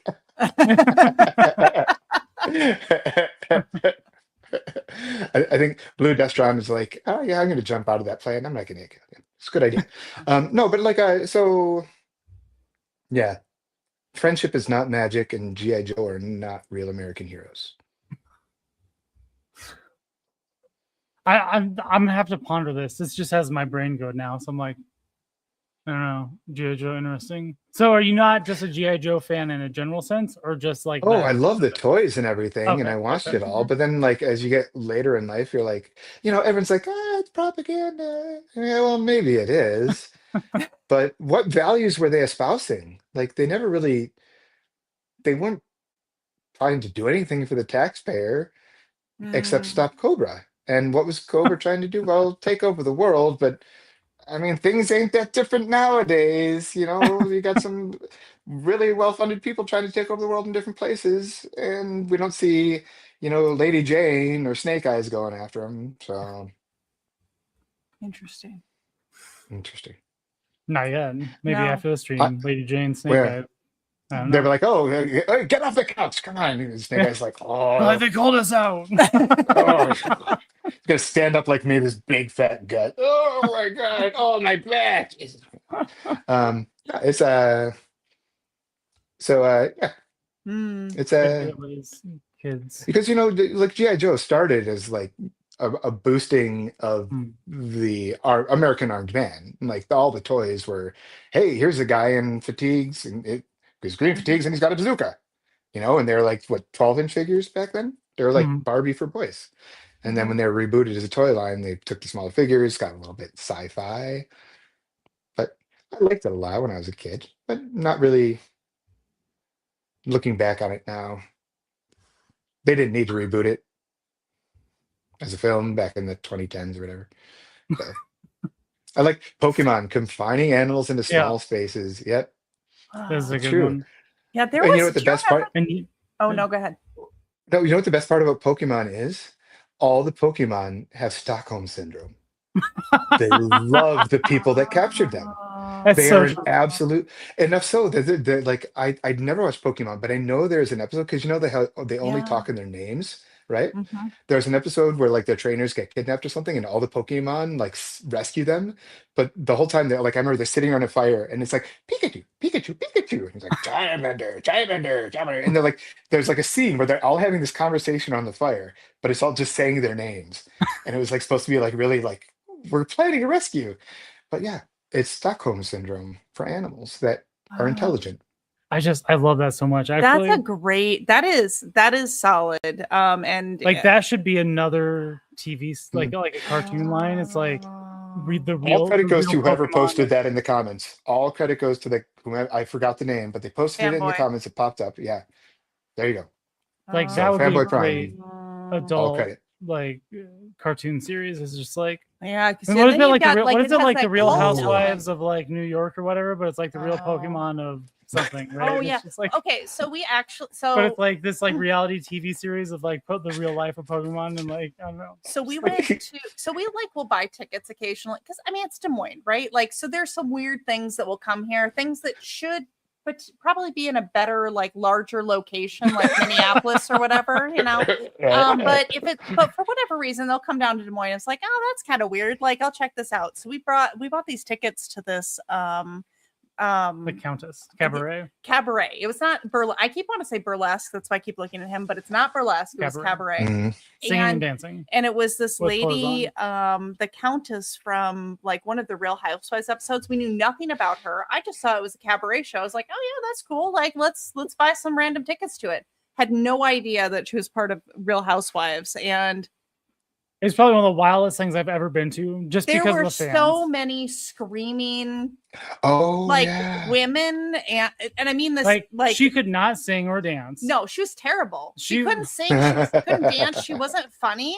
But like people were just the crowd was losing their mind, and so we're just surrounded by all these super fans. So I will never get over like the men and women like screaming all around us for this terrible middle-aged woman. It was almost like going to like a Taylor Swift concert, but for like a 50-year-old woman. Yeah, but like just a fraction of the people, still the same enthusiasm. I did no talent. like a small show in a town like southwest of the city, Shakopee. They had a lot of great artists, a lot of comic book sellers. It's a comic show kind of thing. And it had two of the Green Rangers from Power Rangers, something like that. And then it had the cast of 1,000-Pound Sisters. Oh, I didn't know what this was at the time, and none of the artists do. But the whole day they had a line that was consistently 100 people deep to go meet them.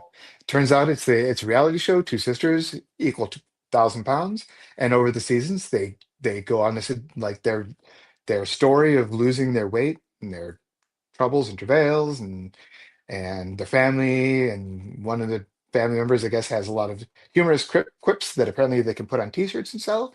And I kind of met and saw one of them in passing, and they were nice. I'm like, hey, how you doing? I wasn't like because I didn't know who she was, but yeah, like these, yeah, like they are 100% these stars. Yeah. And I mean, at least they were like at a signing event, take photos and things. They weren't trying to cabaret, but there are going to be fans for everyone. Everyone's got fans somewhere. I'm sure I do. I don't know where, I but mean, I'm we're sure a they're fan. there. Well, We are a fan. I guess you kind of count. Yeah. Oh wait, Fanboy Prime says, sounds like when the pastor's daughter sings at church and you feel obligated to applaud even though they suck. Yeah. Yeah. I got that. So yeah, it's these sometimes popularity is what makes you popular. Well, and people Does that like make a sense? good redemption story too. Mhm. Like for the Yeah. 1,000-Pound Sisters, people like. I mean, Americans love that arc, right? We love someone hitting their absolute low and then somehow like, you know, fighting through to like get to that next level. Like that's just I think you're very, saying royal we. yeah, I am. I No I one like on that these stuff. Housewives. I No would one on I the would watch the Housewives, though. Housewives. I mean, I just don't I watch. know. I love We reality TV. I like to we binge can on throw that. them all in a pit and throw lye over them so nothing can grow. Salt the earth so nothing can grow there, and that would be fine. What's Because you know very what? funny You know what? is you, But here's the thing about the Housewives. My wife is kind of she watches them is to kind of decompress. Like three-fourths of them aren't married. They're all divorced. You're not housewife yeah, anymore. Get off the show. yeah. Bring another one in. Bring a one who knows her job. Housewife. This is a feminist podcast. And a toy podcast. Never No, really but know. it's like yeah, it's like watch the show, and after a while like they divorce. Till finally it's like the ladies of this town, like the ladies of Schenectady, kind of thing. Um, but yeah, so but reality show is just something people all get into. You know, That's what I it's think not is funny like about you is how you like will sometimes latch onto these reality Oh shows. yeah. Like you love like just like really trashy I reality do. TV, but you're also like a very smart person that I would not expect to be into that. Oh no, I So I will don't watch. know, like- I love documentaries. I love history. I love all that stuff. But I also like trash TV. Like a real like the It's- trashier the better. She's into. Cops, well, it Jerry is. It's Springer, like I was like, on Jerry Springer once. all of I got that. to ask a question. What? No, you didn't. Yeah, no, one of my buddies was Ryan Kaselniak was like interning for someone or something at NBC or whatever TV station was. So he was basically like, yeah, you show up at the right time when the audience gets in, and like they just let people in and you get cut off. And we didn't. This is before he went really trash. He was about homeless people and restaurateurs who are trying to get them off, like get them out from in front of the restaurants. But I got to ask the question. I actually got to call out like one of the restaurateurs. I'm like, it's greedy bastards like you. And like Jerry Springer was nice at the time. He's like, oh, don't call that guy greedy, kind of thing. Like so. But yeah, Oh my gosh. That should be like your You- title. It should be like former we should Jerry change Springer this. fan or former Jerry Springer guest. Let's like talk. that. We're not talking about robots at all anymore. Not Mecha. It's just Jerry Springer and trashy. No, but like reality TV and stuff. Like I get it. There's a release to it because you really can. Your mind is always thinking so hard, and then you can just stop and just be like, "Oh, Ariana, you slut," And it's also a more extreme version of like the people you know in real life. Like like a How many toned rich down. people do you know in life? Oh no, like I'm talking about Jerry Springer. Oh, I'm not okay. talking about that. Oh, Like, yeah, I don't know any yeah. rich- You grew up in a small town. No, Trashy. I don't know really any, relatable. I don't know any rich people, but I I do see know trashy like people a lot all of the trashy time. people. Yeah, I wake up, go in the mirror, and be like, that guy. I mean, I did go to high school with a girl, and I'm not even trying to make fun of her here. I'm just painting a picture that her house was 4 single wide trailers end to end with a room built in the middle. So it's like a RV centipede. It was like a circle of single wides with a room in the well, middle. if it's 4, don't you mean a square? Okay, a square. Do you know what a square Okay. looks like? I'm just saying Oh, that is the sort of high school I went to where 70% Was the of the room kids was the were room on- covered? Yeah. The room in the middle, it was just like one large room in the middle. Well, see, that's innovation. Yeah. Yeah, that's what I said. I said Well, that's and- smart. I mean, I If just all you can afford is 4 single wides, and and you you just turn it smash into that together. Yeah. in you your turn into a house. mansion. When life gives you lemonade, you. Oh no, I messed that up. When Yeah. life gives you single wides, make When, lemonade. when life, People were yeah, there you go. ingenious. They rose above, and it was 70% on free and reduced lunch. Those know. people need more praise. To be honest, just saying. Very ingenious. But there's a small part of me. It's like, can we do that? I mean, we could put a single wide in the backyard. That could be your toy. No. That Can we could go be your buy? toy. Can we go buy 4 of them and turn it into like a? We're not going to do a single wide house. No, Actually, we because could buy 3 8 of of them, those. and we could stack them double high. Because you know what the problem is? Three of those are going to become the display RVs, and you're going to live in the one, and then maybe the middle, I was unless gonna say that actually becomes the the room in the display. middle would be where we live, and all Yes. 4 of the outside ones would be That would help. Oh, Yeah. okay, the toys. okay. So we could just walk in a square around I all of them, know. just like each one could be themed for a different like. I'm not even trying to make fun of you, Heather. I hope you're rocking life. I really do. I hope you're doing awesome. You were a nice person, but Offline, she says that she hates you and you suck. no, she was always very nice. She was just, She's not watching, she's not watching. You're Heather, No, you are at at not least one not of the from the people. grave. No, I'm just Yeah. kidding. She's, I just hope she's living her best life. There you go. What is this podcast about? What I do we? think What do we're we? talking Toys. about toys. Do we want to try another? See if we can get a toy Toys. question. Actually, the one thing I'll say is like what I really like most about what we do is there isn't anything particular in which we do. there's No. like a loose affiliation. We're surrounded by toys, Yeah. but who knows what's gonna happen? Like my entire existence, just me being alive is just I mean, you randomness and chaos.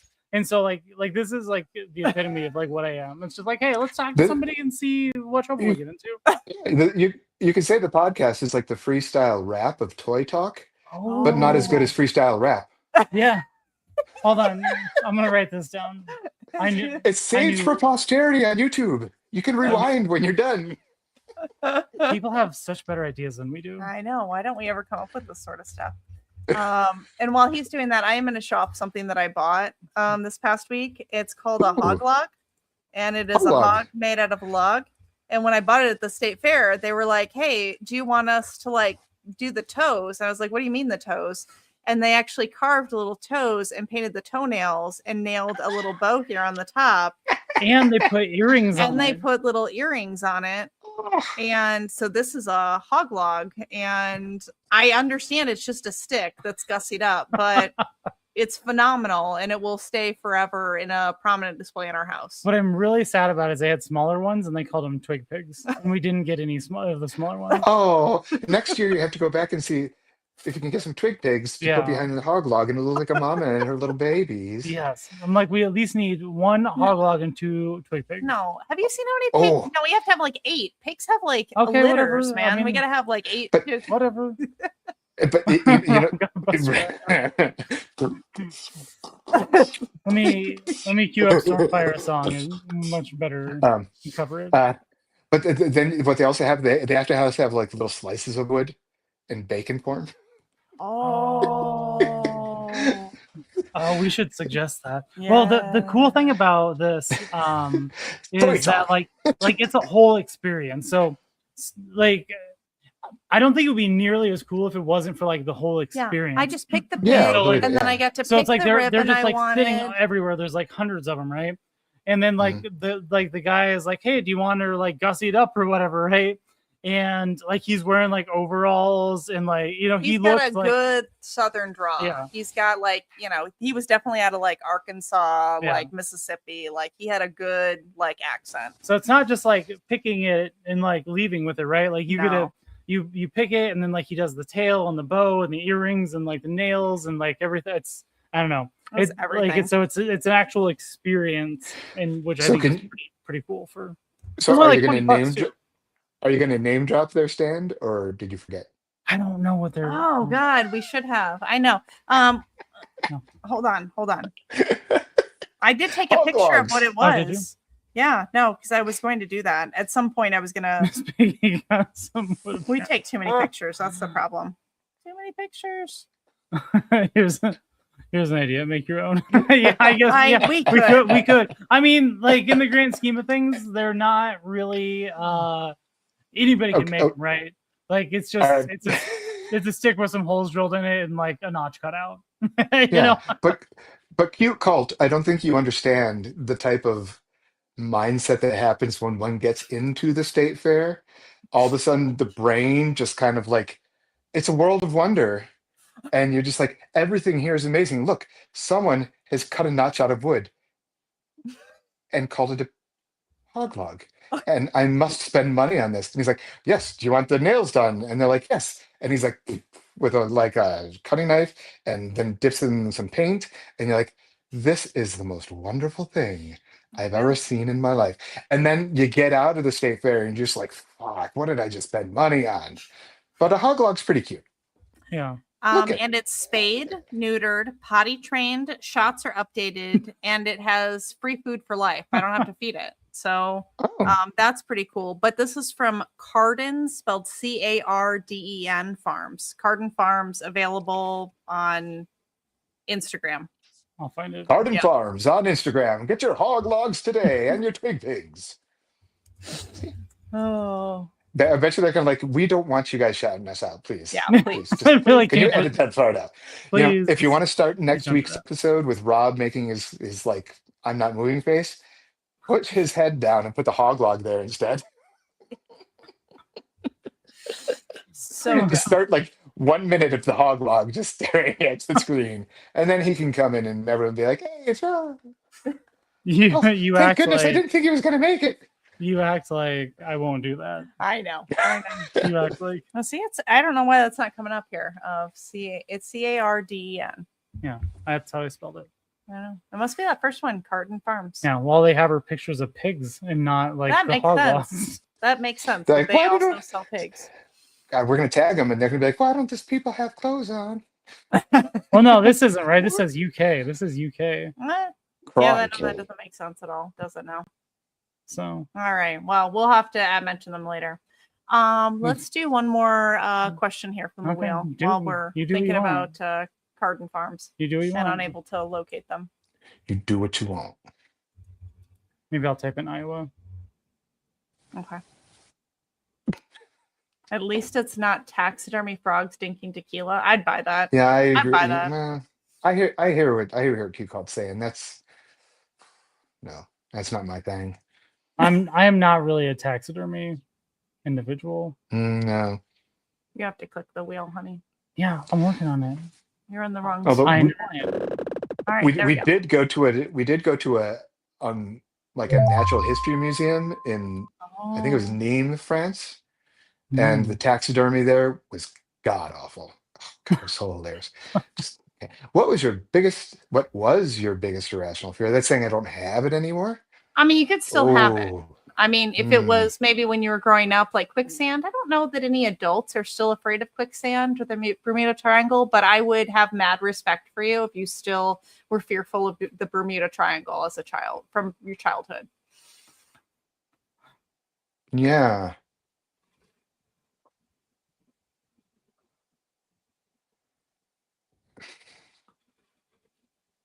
Mine's You stumped bugs. me. Okay. Mhm. Bugs don't really bother me. Um, The more legs, like the worse it is. really? Yeah. Oh, no, they're fine. They're fine. We had a friend once again back in the UK. She was like in charge of the like etymology, Mm. entomology, whichever one Yeah. was the bugs, at the university's like natural history museum. So we got to play with like the like thousand like millipedes, like the ones as big as your arm, and Oh. and the hissing cockroaches, and they're just wonderful. Nope. Um, what do I have irrational fears of? I think all of my fears are pretty rational. Um, like I'm afraid of a lot of things, and there's good reason for it. Um, Maybe you need to rework this question to just be like, what is your biggest fear? No, I like irrational fear because I really want people to Well, but- contemplate if it's a real fear or just something that they're not over. well, Well, that's like- the thing. Like it could be a real fear to somebody, and so it might not be irrational, but from your perspective, Yeah. it could be. Okay, for me, probably an irrational fear would be the fear of being unloved and unliked, but it's irrational because everyone loves me and everyone likes me. I love this No, so much. you know, things like being alone, Hmm. not having people in your life, not having friends. But those aren't irrational, I think. Like things like insects or night don't scare me. Things hiding in the closet, Small clowns don't. spaces. You're scared of Mm, small spaces? I haven't really been in that many. We'll One fix time that. well, We'll test out this fear real quick. yeah, no, because I've crawled into some pretty small spaces before and not really been preyed. It's like as long as I know where I'm at and I know what's going on, it's like not worrisome. So I guess if I woke up in a small space and I didn't know where I was at, but then that's a pretty rational fear. Oh, where am I? But like, huh? I don't know. This is Yeah. I think you good need question. to rework this question to be just like about fears, because then you can just judge people and tell them if it's irrational or not. Oh, well, that's fair.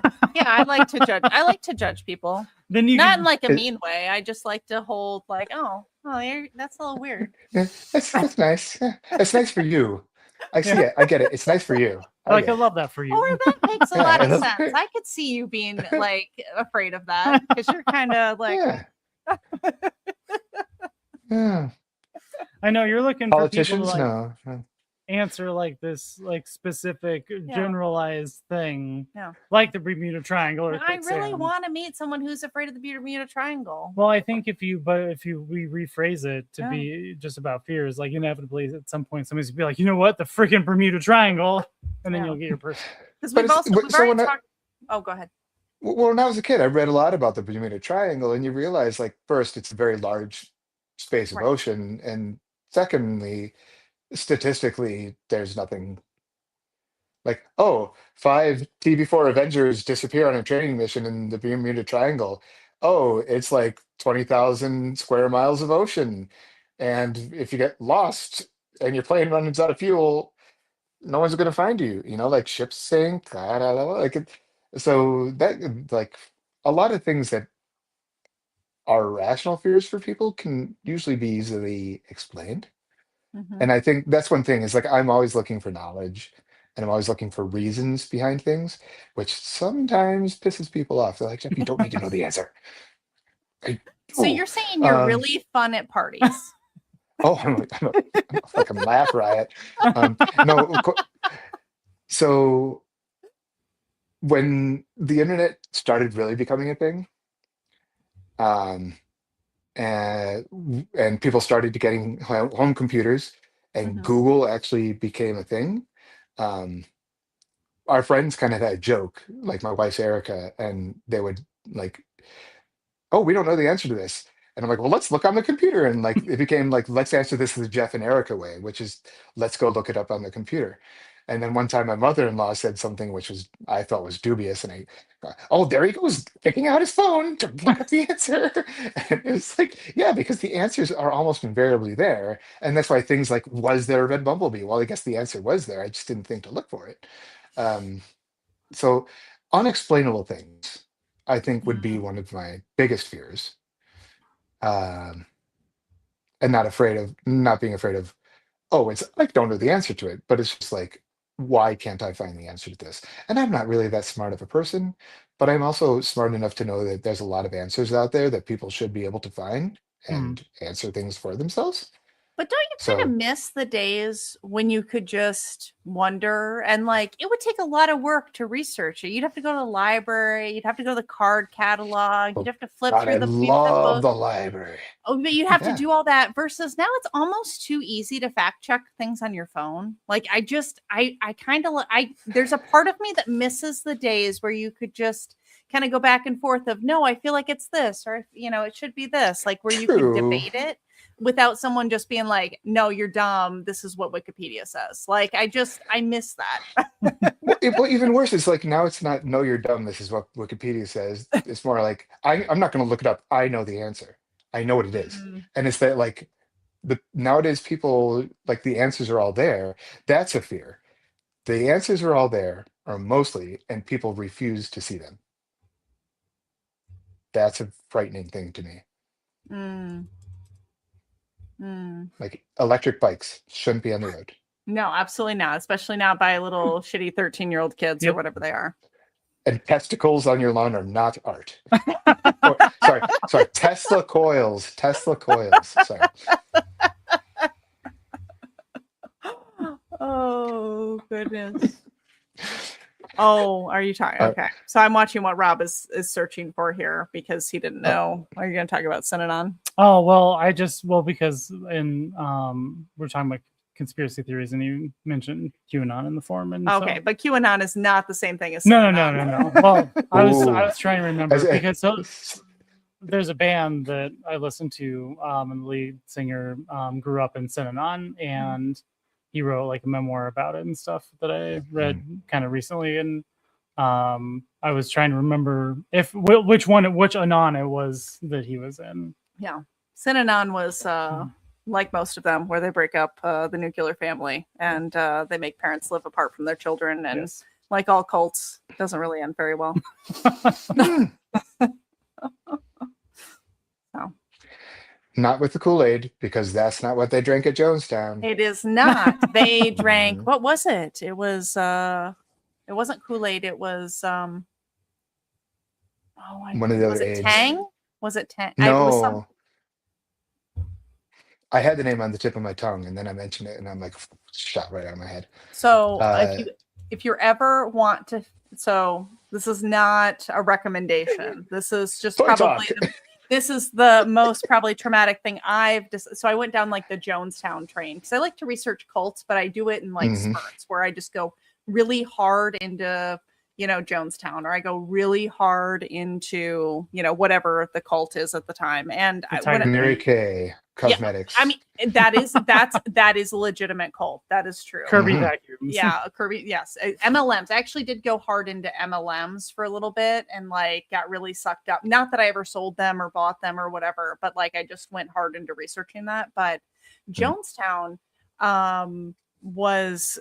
I forget. Oh, so they actually recorded. So while that whole situation was going on in Guyana, they recorded and were live broadcasting the like conversations between Jim Jones and his followers.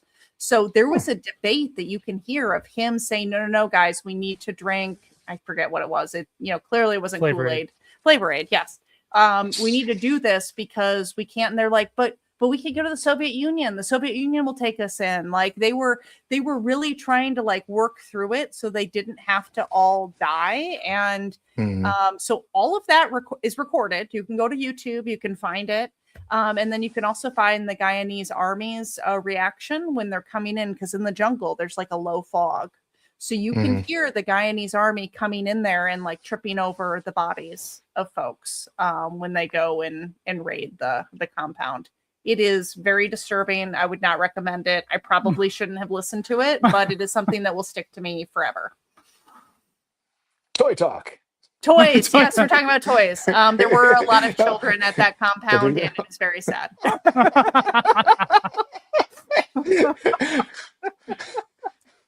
So we start off with with a very brief correlation of toys, and then we go hard into the weird. Is this actually really Sarah's podcast? It is her show. I'm like, can we talk about some weird stuff here? So one thing that you've been working on, which is a series of 8-bit art, which I'm kind of curious about. All right. So as I mentioned, I really enjoyed Mecha. I also have been playing video games for a very, very long time. And one thing I like, as I said, is these super deformed, little body, big head, little body, chibi, if you will. Kawaii, cute, but kawaii isn't big. Yeah, that's both kawaii and chibi. But Hello Kitty is not chibi, because chibi is actually when something big is made small and cute, whereas kawaii is just cute. So Hello Kitty is cute because there's never a large cat version of her that looks normal. Whereas that there is a normal version of Optimus Prime has been made small. And really, you look at it, games like Blaster Master on the Nintendo, when Jason gets out of the Sophia the Third, the tank, he is like a little kawaii guy, big head, little body. And it's just really fun to watch those things. And then we would see in video game magazines that there was actually like, do you remember the game like Super Volleyball on Nintendo? had like all these weird maneuvers you could do. Like your guy could go up and like throw the volleyball across the court, and it would spin in 3 balls and smack someone. And then they made a version of it that had Gundam, like what Ultraman kind of thing, but in these super deformed versions. And I was like, oh, those things look great. And since then, like I've always kind of really enjoyed the super deformed aesthetic. I draw it a lot. I do it. I'll draw like very serious looking stuff, and then I'll draw these stupid, cute looking guys. um, and um, and then in like 2019 or 2019, I kind of fell in the rabbit hole of this game called SD Gundam Gundam Wars. And it was a very simple 3-on-3 game, pick moves, you had these attacks and kind of things, and they're all super deformed, and it was cute. Um, and based on that, I kind of pulled the sprites from the ROM and started playing around with them and I made a whole set using the same kind of aesthetic for the Super Deformed Macross TV series and then the first movie, Do You Remember Love? And it was a bit of a challenge because you have to work within 24 by 24 pixels. You can use the color black and then one of 3 colors out of the system's like 55 color palette.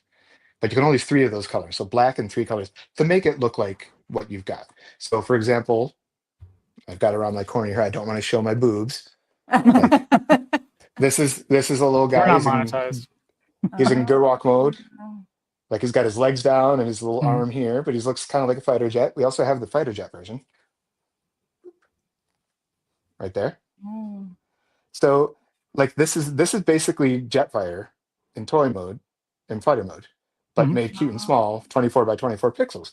So I started playing around with that, and then I kind of stopped.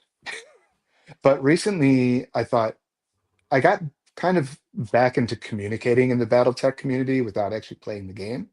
And I realized that the original BattleTech game was basically the designs from Macross and 2 other series, Crusher Joe and Fang of the Sun Dugram. They licensed these designs.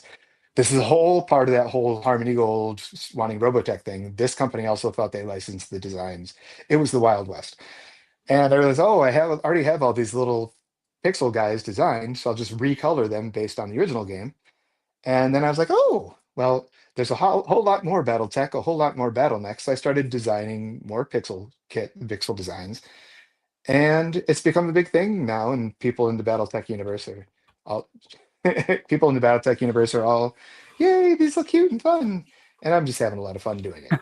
So, and I've launched a Kickstarter to release 8.5 by 11 sticker sheets featuring the 16 battle mechs from the BattleTech second edition game from 1985 in 8-bit form. And so that's what's running right now. I just launched it the other day. Should be pretty easy to oh, there they are. Yep. So we have the Marauder, the Warhammer, Phoenix Hawk, Chameleon, all those fun guys. And I made sticker sets of the Macross ones that I did a couple of years ago, and they were a hit. They're really fun, and hopefully people like these. And if they like them, I can make more. And there we go. But it's always fun. I really think even just like doing some mecha super deformed when you shrink them down, but still need to make them look like what they look like. I think doing it 8-bit is the same challenge. When you bring them down to that small, it really takes a lot of work to put the features there that people will instantly recognize and be like, oh, that's that. So it's also like a mental thing, not like crazy mental, but like a. I mean, that would be fun though. It doesn't preclude it. So yeah, then I'm just drawing a whole bunch of other stuff. Working on commissions, and I've got some Star Trek work coming up soon. Ooh, so not official Star Trek fan art, but I think it's really good, and I think people will like it. So that's what matters. Very cool. Yeah, nobody cares about official. Honestly, there's so much better art that comes out of fan art, I think, than official. Personally, I mean, I buy a lot of fan art. I like people's style, people's take on things. You know, like it kind of gives you something that's a little bit like more personal, I guess, in a sense. A lot of times, where it's like, you know, it's like their passion they put into it, and it's not just like, oh, here's the corporate thing that we have to follow to, you know, meet whatever guidelines to sell a product, right? Right. There's like a discussion about that on Reddit or something recently, and someone's like, I don't understand fan art. You know, why would I want to buy what someone else is drawing, something that already exists? Yeah. And another person was like, well, because these people are doing it mostly, not always, but mostly because they love the franchise.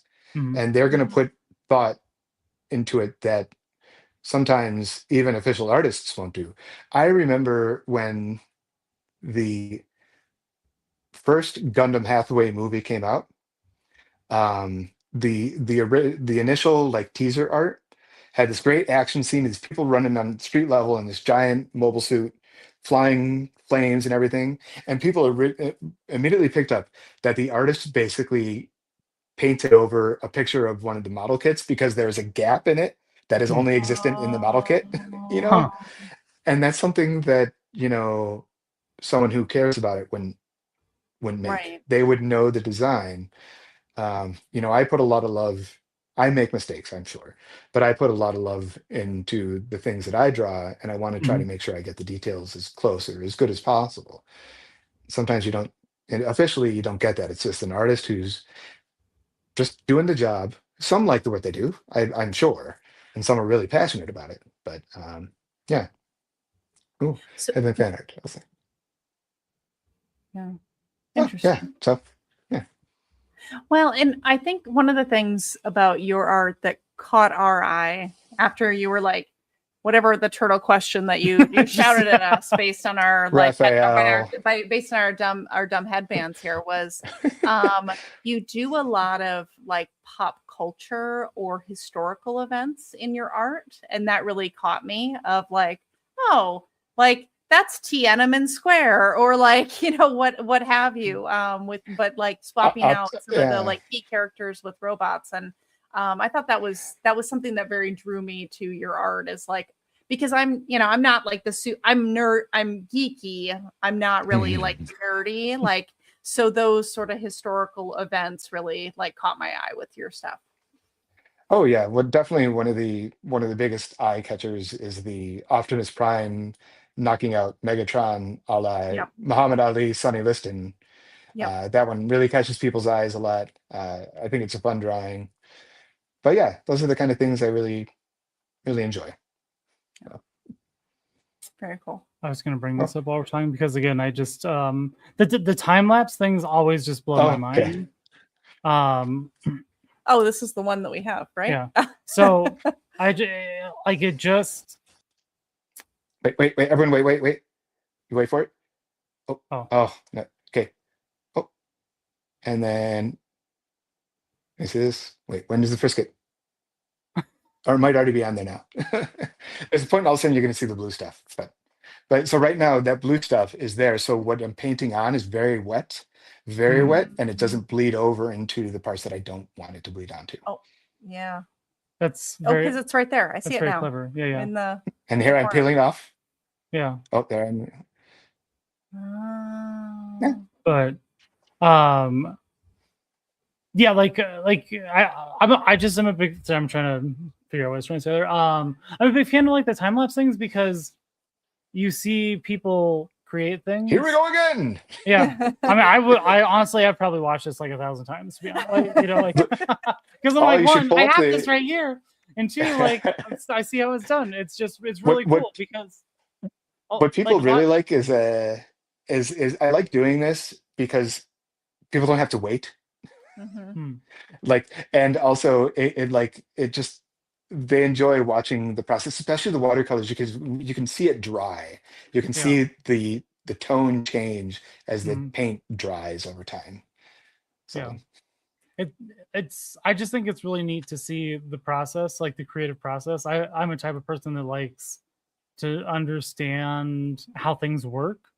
You know, like, and if I don't understand, I want to know, like, it's death by 1,000 questions. I will ask. Oh God, I know. It drives this one nuts because if I want to know something, because again, I feel like I can't really speak to something unless I understand it. Right. And I might not be an expert in it, but I feel like I can't weigh my opinion unless you know unless I know detail. how the thing works, right? Because I don't know, you know, like otherwise I'm just like saying some dumb stuff that means nothing, you know. And so, which I mean is normally what I do, but I know.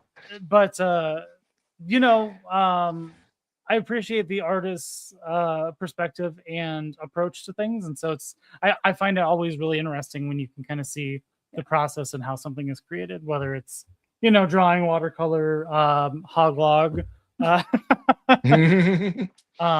you know, and I don't think that a lot of people put the process out there in the world sometimes, and so I don't know, I appreciate that you do that. It's cool. Yeah. Sadly, nowadays a lot of people, they have to because they get accused of AI. One of my buddies, Sita Draws, he's gotten accused of it. So he literally has a display at his table that shows him drawing things digitally. Now, like programs like Procreate will they have a built-in recording program, so it'll time lapse for you. When I'm drawing digitally, I don't know how to use Procreate. My daughter's great at it. I'm terrible.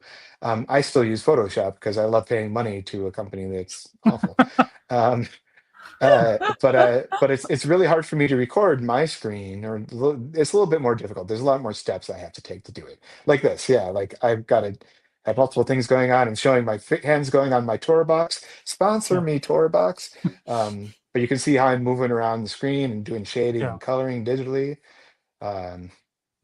Yeah. And like this is wild to me because, well, one, I try to do very, very simple stuff in Photoshop and I can't figure it out. Like I get so frustrated. I'm just like, Photoshop is the bane of my existence and I wish I could figure it out. I'm like, so this is magic to me. Like like this type of thing is like just pure magic, right? If I don't know. But yeah, like I think the other cool thing you do is like you have various mediums that you work with, and a lot of people kind of don't have that, you know. It's just like they have the one thing they do. But you kind of do a lot of stuff in all kinds of things, and that's very impressive to me. So thank you, because I've been told by someone who's actually very successful in the convention circuit that I have too many styles and I do too many mediums, and I seriously had to look. I looked them straight in the face, and I was just like, if I'm going to create art, I'm just going to do it how my mind wants to do it. And I'm going to put it out there, and if people like it, they're going to like it. If they're not going to like it, well, then they just won't buy it. But at least I did my part in trying to put myself out there and create something. And you know, some people are very, and for good reason, they're very focused and businesslike on what's going to sell at a convention. And I'm just like, hey, I drew this really obscure mecha from 1986 that no one knows about, and I'm going to make a bunch of prints for it, and I'm going to put out there. But every convention, there's that one guy who comes up and he's like, Goose Chaser, Blasty, and then buys the print, you know? And this thing's like, no one outside of Japan knows about it. Well, okay, that's a lie. Of course people do. But, you know, it's not even, you know, it's nowhere near even the cross level of, you know, recognition. And it's one of the more obscure, but it's one of my favorite. Like we said, we're going to talk about it in the Instagram. This is my favorite mecha design ever. It's this transforming spaceship that's also has a crew compartment and this robot. I remember it was like 1989 or 1990. My friend Matt Hoffert brought home a copy of Hobby Japan, and as part of this project, they made their own like kit bash and homemade models just for one-shot photos. And they made them as big as like a meter tall. And then they had one that was about this small. And I remember this picture is holding a pencil. And the pencil's like huge on it. And I'm just like, I love it. I love it. It was like so cute. But also it's at a time when Mecha were plotting like Gundam, big war machines. Cruise Chaser Blasty was very elegant. It doesn't have feet. And a lot of people think when I mention it, they're like, "Oh, Zone of the Enders," which is a game.